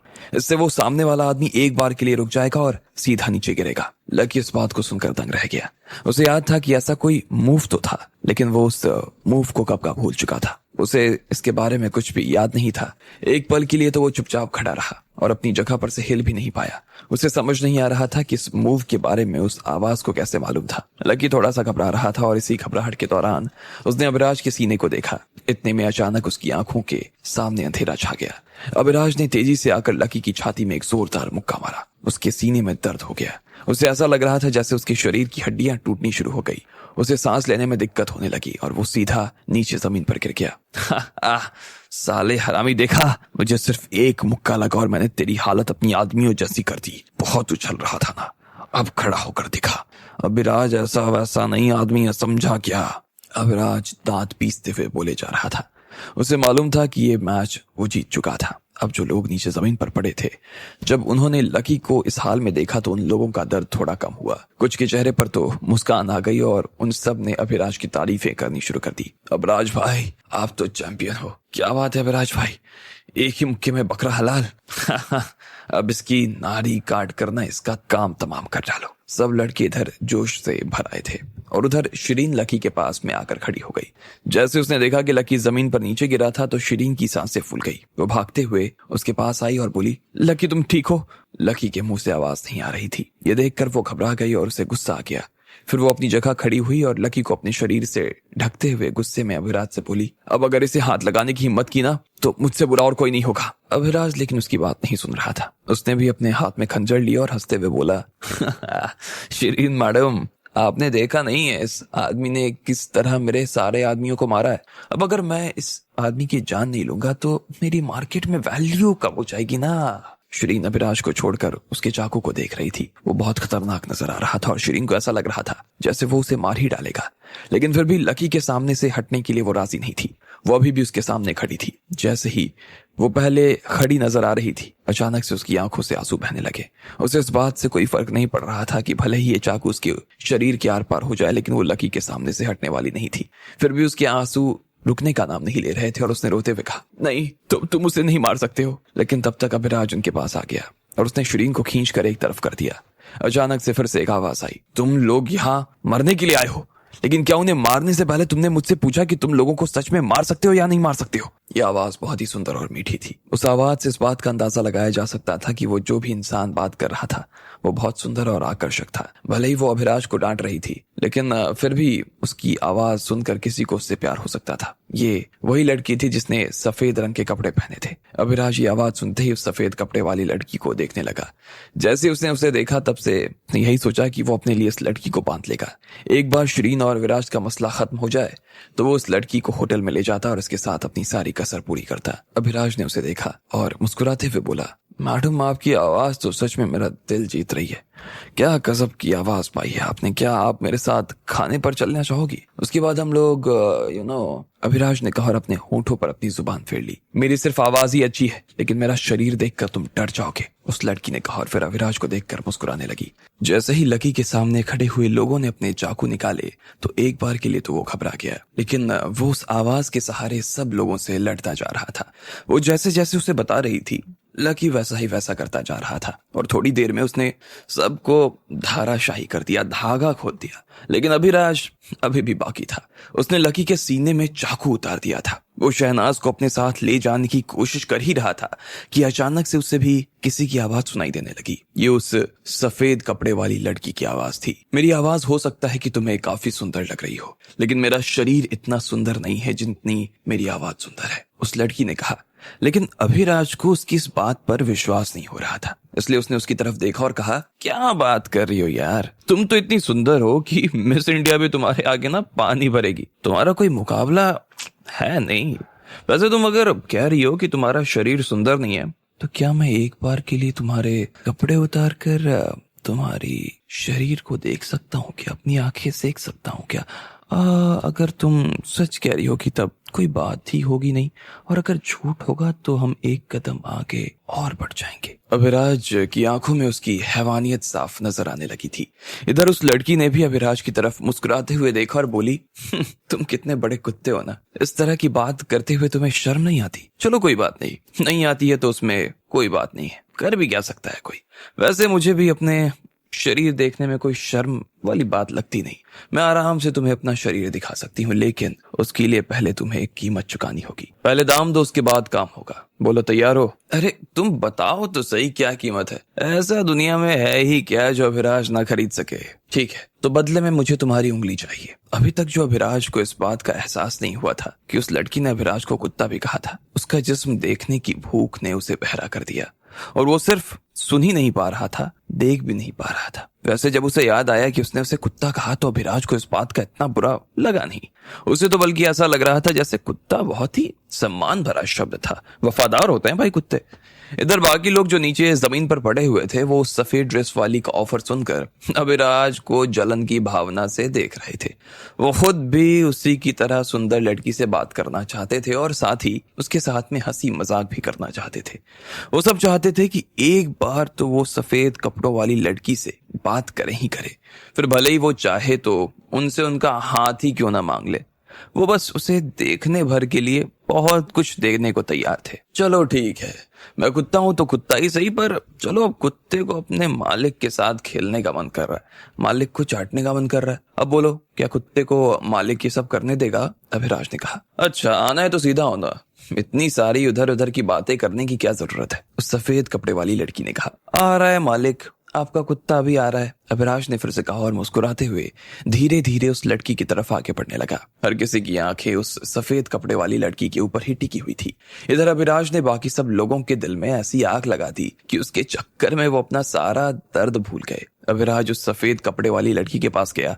जिस तरह उसके जिस्म से खुशबू आ रही थी, उसे सूंघते ही अभिराज बिल्कुल मदहोश हो गया। वो धीरे धीरे नीचे झुक गया। ऐसा नहीं था कि वो इस तरह का काम पहली बार कर रहा था, वो बहुत पुराना मंझा हुआ खिलाड़ी था इस मामले में, लेकिन इस तरह की हरकत उसने कई बार की। मगर आज इस सफेद कपड़े वाली लड़की के सामने तो एक बार के लिए उसके भी हाथ पैर फूल गए। उसका दिल इतनी जोर से धड़कने लगा जैसे अभी उसके मुंह से बाहर ही गिरने को आ जाएगा। लेकिन इन सब चीजों का उस सफेद कपड़े वाली लड़की के ऊपर कोई असर नहीं हो रहा था। वो बिल्कुल शांत तरीके से उसके सामने खड़ी थी। अविराज को किसी तरह की दिक्कत ना हो इसलिए वो कुर्सी पर जाकर बैठ गई और बस इस चीज का इंतजार कर रही थी कि अविराज जल्दी से उसके कपड़े उतारे। इधर अविराज ने उस लड़की की ड्रेस का एक कोना पकड़ा और वहां से उसे खोलना शुरू किया। वो जिप ढूंढ रहा था और जिप उसे मिल गई। जैसे ही उसने उसे पूरा खोला और वो ड्रेस खुली तो उसका दिमाग खराब हो गया। उसने जो देखा उसके बाद तो उसकी आंखें अपने ऊपर विश्वास नहीं कर पा रही थी। उसने कभी अपनी जिंदगी में इतनी खूबसूरत लड़की पहले कभी नहीं देखी। उसकी आंखें जैसे हीरो की खदान में सबसे सुंदर हीरा देख रही थी। मैं कैसी लग रही हूँ? उस सफेद कपड़े वाली लड़की ने अभिराज की तरफ देखा और मुस्कुराते हुए पूछा। बहुत ही सुंदर, बहुत ही सुंदर। मिस इंडिया तो क्या, मिस यूनिवर्स भी तुम्हारे आगे तो पानी भरेंगे यार, अविराज ने उसकी पीठ को निहारते हुए कहा। वो उसकी पीठ देखते ही इतना पागल हो गया कि बस अब उसका मन कर रहा था कि वो सामने की तरफ जाए और उस लड़की के होठों को कसकर चूम ले। जैसे ही वो उसे चूमने के लिए उसके सामने आया तो ना जाने उसने ऐसा क्या देख लिया, लेकिन एक जोरदार झटका लगा उसे और वो सीधा 2 मीटर की दूरी पर जा गिरा। ये सब क्या है? अविराज ने जैसे ही अपने आप से पूछा। उसकी शक्ल देखकर ही ऐसा लग रहा था जैसे वो बुरी तरीके से असमंजस में फंस गया था और उसे समझ नहीं आ रहा था कि आखिर उसके साथ में ये हो क्या रहा था। इधर वो सफेद कपड़े वाली लड़की आराम से अपने खुले हुए कपड़ों में बैठी हुई थी। अब उसने अपने बदन पर सिर्फ नाम मात्र के कपड़े पहने हुए थे। वो किसी परी से कम नहीं लग रही थी और अभिराज उसके साथ में क्या करना चाह रहा था इस बात की उसके चेहरे पर जरा भी शिकन नजर तो नहीं आ रही थी। चलो, अब जब तुम इतना कुछ देख ही चुके हो तो क्या मैं अब तुम्हारी एक उंगली काट सकती हूँ? उस सफेद कपड़े वाली लड़की ने कहा। उसके चेहरे पर उसकी मुस्कान जाने का तो नाम ही नहीं ले रही थी। बेबी, मैं तुम्हें अपने साथ अपने बिस्तर पर ले जाना चाहता हूँ। मैं तुमसे ढेर सारा प्यार करना चाहता हूँ और तुम हो कि मेरी उंगली काटने की बात करी हो। जो तुमसे प्यार करता है तुम उसकी उंगली कैसे काट सकती हो बेबी? अभिलाष ने फिर से उसके सामने देखा और मुस्कुराते हुए कहा, देखो, अगर तुम ऐसा कुछ करना चाहते हो तो तुम्हें एक और उंगली ना मुझे दान देनी होगी, कटवानी पड़ेगी उसे, उस सफेद कपड़े वाली लड़की ने कहा। और जैसे ही इतना भर कहा उसके बाद अपनी ड्रेस की एक बाह ऊपर कर ली। उसके अपनी कमर के इर्द गिर्द जो रिबन बंधा था वो अचानक से खुल गया और पर्दे की तरह नीचे गिर गया। इतने में उसने अपने हाथ में अभिराज का हाथ लिया, फिर दूसरे हाथों से चाकू उठाया और उसकी दोनों उंगलियां काट दी। जैसे ही उस लड़की ने अभिराज के मुंह से 2 बार आह की आवाज सुनी तो उसने अपने हाथ से चाकू नीचे गिरा दिया। उसमें खून लगा हुआ था और उसके पास ही अभिराज की 2 उंगलियां गिर गई। इस अभिराज ने देखा कि वो अपने सीधे हाथ का अंगूठा और अपनी रिंग फिंगर गवा चुका था। लकी ये देखकर हैरान हो गया। उसे अचानक याद आया कि जब वो उन 10 लोगों से अकेले लड़ रहा था तो उसने बीच में देखा कि उस सफेद कपड़े वाली लड़की की बाहें थोड़ी सी हिल रही थी। कहीं वो ही तो लकी से ये सब नहीं करवा रही थी। इधर लकी ने जब उसकी आंखों में देखा तो वो भी उसकी तरफ देखकर थोड़ा सा मुस्कुरा दी। ये देखते ही लकी समझ गया कि हो ना हो लेकिन वो आवाज उस लड़की ही की थी जो उसे चला रही थी। साली, तूने मेरी उंगलियां काट दी, मैं तुझे जान से मार दूंगा। अभिराज को इतना गुस्सा आया कि वो उसे सच में मार देना चाहता था। वो उस लड़की को देखने में इतना मग्न हो गया कि उसे पता नहीं चला कि कब उसकी उंगलियां कट गई। और जिस तरह से उसने अभिराज की उंगलियां काटी थी लग रहा था जैसे वो कोई औरत नहीं बल्कि कोई आदमी ही हो। लेकिन उसे समझ नहीं आ रहा था कि इस एरिया का सबसे बड़ा गुंडा तो वो खुद था। ऐसे में उसके होते हुए कोई और उसके सामने आकर ऐसे कैसे खड़ा हो सकता था? ये सब सोचते हुए अभिराज को बहुत गुस्सा आ रहा था। उसने अपना चाकू उठा लिया और उसे उस लड़की के सीने में घोंपने ही वाला था। जैसे ही वो आगे बढ़ ही रहा था कि इतने में उस लड़की ने कहा, देखो, तुम अभी तो ये सब कर रहे हो लेकिन बाद में अगर तुम्हारे साथ में कुछ हो जाए ना, मुझे कुछ बोलना मत, मेरी कोई गलती नहीं होगी। इसके बाद उस लड़की ने अपना हाथ जोर से अपनी टेबल के ऊपर मारा और ऊपर रखी हुई चम्मच 10 सेंटीमीटर तक ऊपर उछल गई। इसके बाद उस लड़की ने चम्मच के आखिरी कोने पर वार किया और वो सीधी अभिराज के ऊपर जा गिरी। वो सीधी उसकी आंखों के ऊपर चली जा रही थी लेकिन जैसे ही अभिराज की आंखें में वो चम्मच लगी तो इधर से उसके चाकू छूट गए। फिर अचानक से उस चाकू को उस लड़की ने ना जाने कब अपनी ड्रेस की आड़ में अपने हाथ में ले लिया।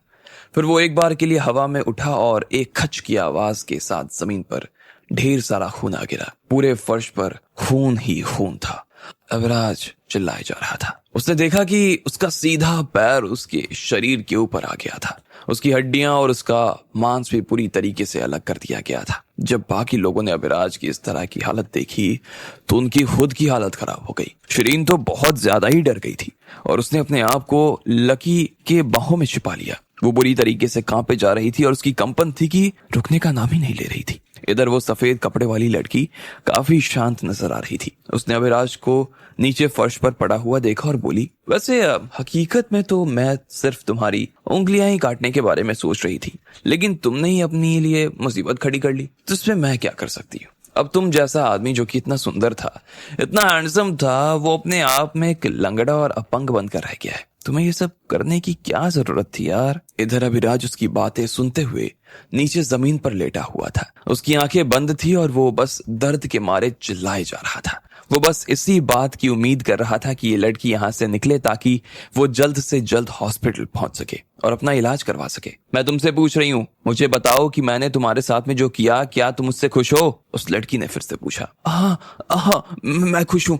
अब बस और कुछ नहीं करना मुझे, अभिराज ने बहुत ज्यादा दर्द में कराहते हुए कहा। तो अब बताओ कि क्या तुम इन दोनों को परेशान करोगे, इन्हें अलग करने की कोशिश करोगे? उस लड़की ने फिर से पूछा। नहीं, मैं बिल्कुल नहीं करूंगा। मैं ऐसा कुछ करने के बारे में सोचूंगा भी नहीं।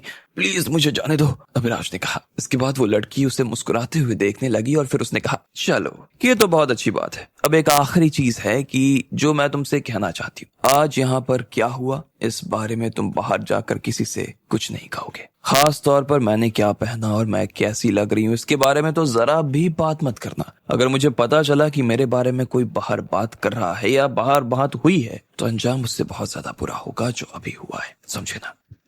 जी जी, मैं ऐसा कुछ नहीं करूंगा। अभिराज बड़ी मुश्किल से और इतना भर कहकर फिर गिर गया और वो शांत हो गया। फिर उसने बाकी के लोगों की तरफ देखा, वो भी उसके इशारे का मतलब समझ गए और उन्होंने भी तुरंत हाँ में सिर हिला दिया। अभिराज उस लड़की के पीछे पागल हो गया था और उसके कपड़े तक उतारने के लिए खड़ा हो गया।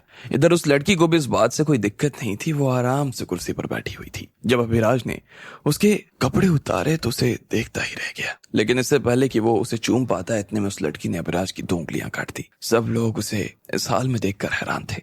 खुद अभिराज भी अपनी इस हालत को देखकर बाद में उस लड़की की सारी शर्तें मानने के लिए राजी हो गया। इसके बाद उस औरत ने फिर से अभिराज की तरफ देखा और मुस्कुराते हुए बोली, बहुत अच्छे, चलो अब अगर तुम्हें और कुछ भी देखना हो तो बताओ, लेकिन याद रहे कीमत वही रहेगी जो तय थी। उस लड़की की बात सुनते ही अभिराज के दिल की हालत खराब हो गए। उसे ऐसा लग रहा था जैसे किसी सांप ने उसे डस लिया और अब उसे पानी तक मांगा नहीं जा रहा था। न सिर्फ वो बल्कि बाकी सब लोग उस लड़की के आगे हाथ जोड़ने के लिए खड़े हो गए थे। वो उन सब के बीच में से होते हुए लकी और शिरीन के पास जाने लगी। शिरीन को खुद इस वक्त उस लड़की को देखने से काफी डर महसूस हो रहा था। उसके चेहरे पर उसकी घबराहट नजर आ रही थी। इतने में वो सफेद कपड़े वाली लड़की मुस्कुराई और बोली, अरे एक तो मैंने तुम्हारी अभी जान बचाई और उसके बाद तुम मुझे ऐसी नजरों से देख रही हो, तुम्हें क्या लग रहा है मैं कोई चुड़ैल हूं? ये सुनते ही शिरीन की आंखों से तो आंसू आ गए। वो घबराई हुई सी उसे देखे जा रही थी और उसे समझ नहीं आ रहा था कि आखिर वो कहे तो करे क्या। अरे घबराओ मत, वो सिर्फ मजाक कर रही है, इधर आओ। लकी ने तुरंत शिरीन को अपने पास बुलाया और फिर उसके गाल पर लुढ़कते हुए आंसू को पोंछ दिया। अब शिरीन को थोड़ा अच्छा महसूस हो रहा था, लेकिन फिर अचानक से उसे ना जाने क्या हुआ, वो दहाड़ मारकर रोने लगी। उसने अपना चेहरा लकी के सीने में धंसा लिया और उसकी पूरी शर्ट भीग गई। लकी ने भी शिरीन की पीठ थपथपाई और फिर उस सफेद कपड़े वाली लड़की की तरफ देखते हुए बोला, सॉरी, इसे जरा माफ कर देना। असल में ये आपका ना इतना खतरनाक रूप देखकर थोड़ा सा घबरा गई है। वैसे थोड़ा सा तो मैं भी घबरा गया था, लकी ने थोड़ा सा हंसते हुए कहा और फिर शिरीन को गले लगा लिया। अब तक शिरीन शांत हो गई थी। इतने में उस सफेद कपड़े वाली लड़की ने जब लकी और शिरीन को इस तरह से देखा तो बोली, तुमने उसे अच्छे से प्रोटेक्ट किया, मुझे ये देखकर बहुत अच्छा लगा। चलो अब तुम लोग चाहो तो मेरे साथ बाहर आ सकते हो। इसके बाद वो आगे आगे चलने लगी और शिरीन और लकी उनके पीछे पीछे। इधर अभिराज और उसके आदमी जो कोई भी उस औरत के रास्ते में आ रहे थे, उन्होंने तुरंत पीछे हटकर उन लोगों के लिए जाने की जगह बना दी। उन लोगों के चेहरे पर भी डर तो साफ नजर आ ही रहा था, लेकिन फिर भी वो लड़की इतनी सुंदर लग रही थी कि मारे डर के ही सही, लेकिन वो बस उसे देखना ही चाह रहे थे। होटल के बाहर आने के बाद लकी शिरीन के साथ में वहां से निकल जाना चाहता था, लेकिन उसे इस बात का भी डर लग रहा था कि कहीं उस सफेद कपड़े वाली लड़की इससे नाराज ना हो जाए। अगर वो उसे नाराज करता तो हो सकता था कि वो उसके साथ भी वैसा ही करती जैसा कि उसने अभिराज के साथ किया था। इसलिए वो चुपचाप उसके पीछे चलने लगा। वो एक थोड़े से सुनसान इलाके में आ गए और इतने में वो सफेद कपड़े वाली लड़की पलटी और बोली, चलो ठीक है, तुम लोग पहले निकल सकते हो। ठीक है, थैंक यू, आपने हमारी जान बचाई है, उसके लिए बहुत सारा thank you so much, lucky ने बहुत ही प्यार से कहा और फिर वो शिरीन के साथ में आगे निकलने लगा। इतने में वो सफेद कपड़े वाली लड़की ने उसे पीछे से रोका और कहा, 1 मिनट रुको, मेरे कहने का मतलब था कि ये लड़की जा सकती है, लेकिन तुमको मेरे साथ रुकना पड़ेगा। लकी ये सुनकर हैरान हो गया। उसने उस लड़की की तरफ देखा और पूछा, लेकिन मैं क्यों, कुछ है जो मैं आपके लिए कर सकता हूँ? एक्चुअली बात ऐसी है कि मैं अभी इंडिया आई हूँ और मुझे अभी बहुत सारी चीजों के बारे में मालूम नहीं है, ना ही कोई अंदाजा है। मेरे साथ में एक असिस्टेंट थी, लेकिन वो भी कुछ काम की वजह से बाहर गई हुई है। अब ऐसे में मुझे लगता है कि तुम मेरी मदद कर सकते हो। एक बार के लिए मेरा काम हो जाए तो उसके बाद तुम जा सकते हो, उस लड़की ने कहा। यह सुनकर शिरीन भी हैरान हो गई। उसे ऐसा लग रहा था कि लकी का उसके साथ में जाना बहुत खतरनाक हो सकता था। इससे पहले कि वो लड़की लकी को अपने साथ में लेकर जाती, उससे पहले ही शिरीन उसके सामने आकर खड़ी हो गई और उसने कहा, नहीं, तुम इसको लेकर मत जाओ, इसकी जगह मैं तुम्हारे साथ आने को तैयार हूँ। ये सुनते ही उस सफेद कपड़े वाली लड़की ने नाम अपना सिर हिला दिया और बोली, तुम कितनी ज्यादा डरी हुई हो। वैसे मैं तुम्हें अपने साथ में ले जा सकती थी, लेकिन मैं तुम्हें लेकर नहीं जाऊंगी, तुम मेरा काम नहीं कर पाओगी। शिरीन ने फिर से कहा, ठीक है, तो फिर हम दोनों साथ में ही आएंगे, हम दोनों आपके साथ में खड़े रहेंगे। देखो गुड़िया, तुम मेरे साथ चलने को तो चल सकती हो, लेकिन मेरे साथ रहने में ना तुम्हें एक बहुत बड़ा नुकसान होने वाला है। हो सकता है कि तुम्हें हर थोड़ी देर में ये देखना पड़े कि लोगों का खून बह रहा है, मैं किसी से लड़ रही हूँ या फिर मैं लोगों को मार रही हूँ, उस सफेद कपड़े वाली लड़की ने कहा। उसकी आवाज काफी धीमी थी और वो सुनकर शिरीन को और ज्यादा डर लगने लगा। शिरीन ऊपर से नीचे तक कांप उठी और फिर उसने सफेद कपड़े वाली लड़की को देखा और बोली, मैं डरने वाली नहीं हूँ, बस मुझे अपने साथ ले चलो। इतने में लड़की जोर से हंसी, फिर एक गहरी सांस लेते हुए बोली, ठीक है, प्यार आपको हमेशा ना फिक्र करने पर मजबूर कर देता है। प्यार ना आपको बहादुर नहीं बनाता बल्कि उल्टा डरपोक बना देता है। लेकिन असल में प्यार हो तो आदमी फिक्रा नहीं बेफिक्रा हो जाता है। गुड़िया, कितनी इंटरेस्टिंग बात है ना। कभी कभी तो मुझे खुद भी समझ नहीं आता कि इसमें सही क्या है और गलत क्या है। जैसे उस लड़की के मुंह से शिरीन ने ये सब बात सुनी तो फिर से उसके दिल की धड़कन बढ़नी शुरू हो गई। वो अंदर से कांप रही थी, लेकिन फिर भी उसने लकी के ऊपर से अपनी नजर नहीं हटाई और वो बस उसे देखे जा रही थी। तुम यहाँ से जाओ, मुझे सिर्फ इस लड़के की जरूरत है, ये मेरे साथ रहेगा तो काम हो जाएगा मेरा। उस लड़की ने फिर से कहा, नहीं, मैं नहीं जाना चाहती हूँ, शिरीन ने फिर से कहा। लेकिन इससे पहले कि वो अपनी तरफ से बात पूरी कर पाती, इतने में उस लड़की ने बीच में उसकी ओर आते हुए उसकी बात को काटते हुए कहा, देखो, अगर तुम यहाँ से नहीं गई ना तो मैं इसके पैर तुम्हारे सामने काट दूंगी। अभी तुमने होटल में उस आदमी की हालत देखी ना, क्या तुम यही चाहती हो कि मैं तुम्हारे बॉयफ्रेंड की भी वही हालत करूं? मैं वो शिरीन की तो अब हालत और पतली हो गई। उसे ऐसा लगने लगा कि अब पीछे हट जाने में ही उसकी भलाई थी, लेकिन फिर भी वो घबराई हुई नजरों से उसकी तरफ देखे जा रही थी। शिरीन, तुम आराम से जा सकती हो, मैं ठीक हूँ, तुम्हें चिंता करने की जरूरत नहीं है। देखो, मैं तुम्हारी फीलिंग को पूरी तरीके से समझता हूँ, सम्मान करता हूँ, लेकिन फिर भी तुम्हें चिंता करने की जरूरत नहीं है यार, मैं ध्यान रख लूंगा अपना। लकी ने शिरीन का हाथ थामते हुए कहा। उसने देखा कि शिरीन की हथेली मारे पसीने से पूरी तरीके से भीग गई थी। लकी, मुझे डर लग रहा है लकी। शिरीन ने रोती हुई आंखों से उसे देखते हुए कहा, देखो, मैं सिर्फ 3 तक ही गिनने वाली हूँ, ठीक है? अगर तुम 3 गिनने से पहले यहाँ से नहीं गई ना तो फिर बाद में मैं जो करूंगी ना उसके लिए ना मुझे जिम्मेदार नहीं ठहराना। 3। उस सफेद कपड़े वाली लड़की ने उल्टी गिनती शुरू कर दी। शिरीन का दिल तो और ज्यादा घबरा गया। उसे लग रहा था कि ये लड़की लकी के साथ भी वैसा ही कुछ करेगी जैसा कि उसने अभी अभिराज के साथ किया था। इसके बाद उसने लकी की तरफ देखा और कांपती हुई नजरों से बोली, प्लीज अपना ध्यान रखना लकी, देखना तुम्हें कुछ हो ना जाए, प्लीज ध्यान रखना। इतना भर कहने के बाद उसने एक बार और पूरी नजर भर के लकी को देखा और फिर वहां से पलट कर जाने लगी। लकी ने भी एक गहरी सांस ली। जिस तरह से शिरीन ने उसे अभी देखा था, उसे देखकर लकी भी समझ गया था कि उसके दिल में लकी के लिए बहुत कुछ चल रहा था। वो उसे किसी भी मुसीबत में नहीं देखना चाहती थी। वो सफेद कपड़े वाली लड़की ये सब देखकर हंस रही थी। उसने लकी की तरफ देखा और कहा, अब अगर फिर से तुम दोनों की नजर मिल गई ना तो वो तुम्हें यहाँ से ले जाकर ही मानेगी। चलो अब तुम मेरे साथ में आओ। लकी का चेहरा ये सुनते ही शर्म के मारे लाल हो गया। वो उस लड़की के पीछे पीछे चलने लगा। वो सड़क के किनारे पर चले जा रहा था। लकी ने उसका जिस तरह का रूप अभी अपने आंखों के सामने देखा, उसे देखने के बाद तो उसने फिर से उस लड़की की तरफ देखा और बड़ी अदब के साथ पूछा, क्या आपने मुझे मार्शल आर्ट्स में गाइड किया था अभी? और वो जो मैं कर रहा था वो आपने मुझसे करवाया था क्या? बाकी जो लोग वहां खड़े थे वो आपकी आवाज क्यों नहीं सुन पा रहे थे? क्या सिर्फ मैं ही आपको सुन पा रहा था? वो सफेद कपड़े वाली लड़की लकी की तरफ देख भी नहीं रही थी। वो बस चले जा रही थी और उसने सामने की तरफ देखते हुए कहा, ये मेरा अपना तरीका है, मैं बिना उसे देखते ही सामने वाले से वो करवा देती हूँ जिसकी उसे जरूरत है। लेकिन ऐसा नहीं है कि ये सिर्फ मुझे ही आता है। तुम मेरे साथ चल रहे हो तो काम खत्म हो जाने के बाद मैं तुम्हें ये सब सिखा सकती हूँ। लकी ये सुनते ही खुशी के मारे तो उछल गया। उसे ऐसा लग रहा था कि अगर वो ऐसा कुछ सीख सकता था तो उससे अच्छी बात उसके लिए और क्या हो सकती थी। उसने कहा, थैंक यू। वैसे आपके लिए क्या कर सकता हूँ मैं? आपको मेरी क्या जरूरत पड़ने वाली है? ये सुनते ही उस लड़की ने लकी को एक अजीब नजरों से देखा और फिर बोली, मैं एक आदमी का खून करने जा रही हूँ। मुझे उसे ढूंढने में थोड़ा टाइम लगने वाला है। मैं जयपुर में आज ही आई हूँ और मुझे इस शहर के बारे में ज्यादा कुछ अंदाजा है नहीं, इसलिए मुझे एक आदमी की जरूरत थी जो मुझे थोड़ा सा इस शहर के बारे में बता सके। तुम इसके लिए अच्छे लगे मुझे। तुम अच्छे हो बाहर से भी और अंदर से भी, इसलिए बस मेरे साथ चलते रहो। मारने जा रही हो? किसे मारने जा रही हो? और उसने आपके साथ ऐसा क्या किया कि आप उसे मारने पर उतारी हो गई हो? क्या बात है? लकी ने जैसे उसका प्लान सुना तो वो तो हक्का बक्का रह गया। वो उसकी तरफ देखे जा रहा था, लेकिन वो लड़की थी कि लकी की तरफ देख ही नहीं रही थी। देखो, उसे मारने के पीछे का एक ही कारण है, बहुत वाजिब कारण है, लेकिन मुझे नहीं लगता कि मुझे तुम्हें इस बारे में कोई चीज बताने की जरूरत है, उस लड़की ने कहा और फिर लकी की तरफ देखकर हंसने लगी। लकी उस लड़की की तरफ देखे जा रहा था। उसे समझ नहीं आ रहा था कि उसने उसके साथ आकर सही किया या गलत। इसी उधेड़ बुन से बाहर आने के लिए उसने एक गहरी सांस ली और बोला, अच्छा, तो आप दोनों के बीच पहले से कोई दुश्मनी रही होगी? खैर, मुझे आपको वो सब बताने की कोई जरूरत नहीं है, लेकिन मैं तो बस आपसे सिर्फ इतना पूछना चाहता हूँ कि ये मामला कितने दिनों में निपट जाएगा। देखो, क्या है कि मैं एक स्टूडेंट हूँ और मुझे कॉलेज भी जाना होता है, ढेर सारा काम होते हैं। लकी ने कहा, अब आगे क्या होने वाला था? क्या जवाब देने वाली थी वो सफेद कपड़ों वाली लड़की? उसे आपको क्या लगता है क्या होंगे इन सभी सवालों के जवाब? कमेंट बॉक्स में कमेंट करके हमें जरूर बताएं। अगर आपको ये वीडियो पसंद आया हो तो चैनल को सब्सक्राइब करना ना भूलें और वीडियो को लाइक एंड शेयर करें।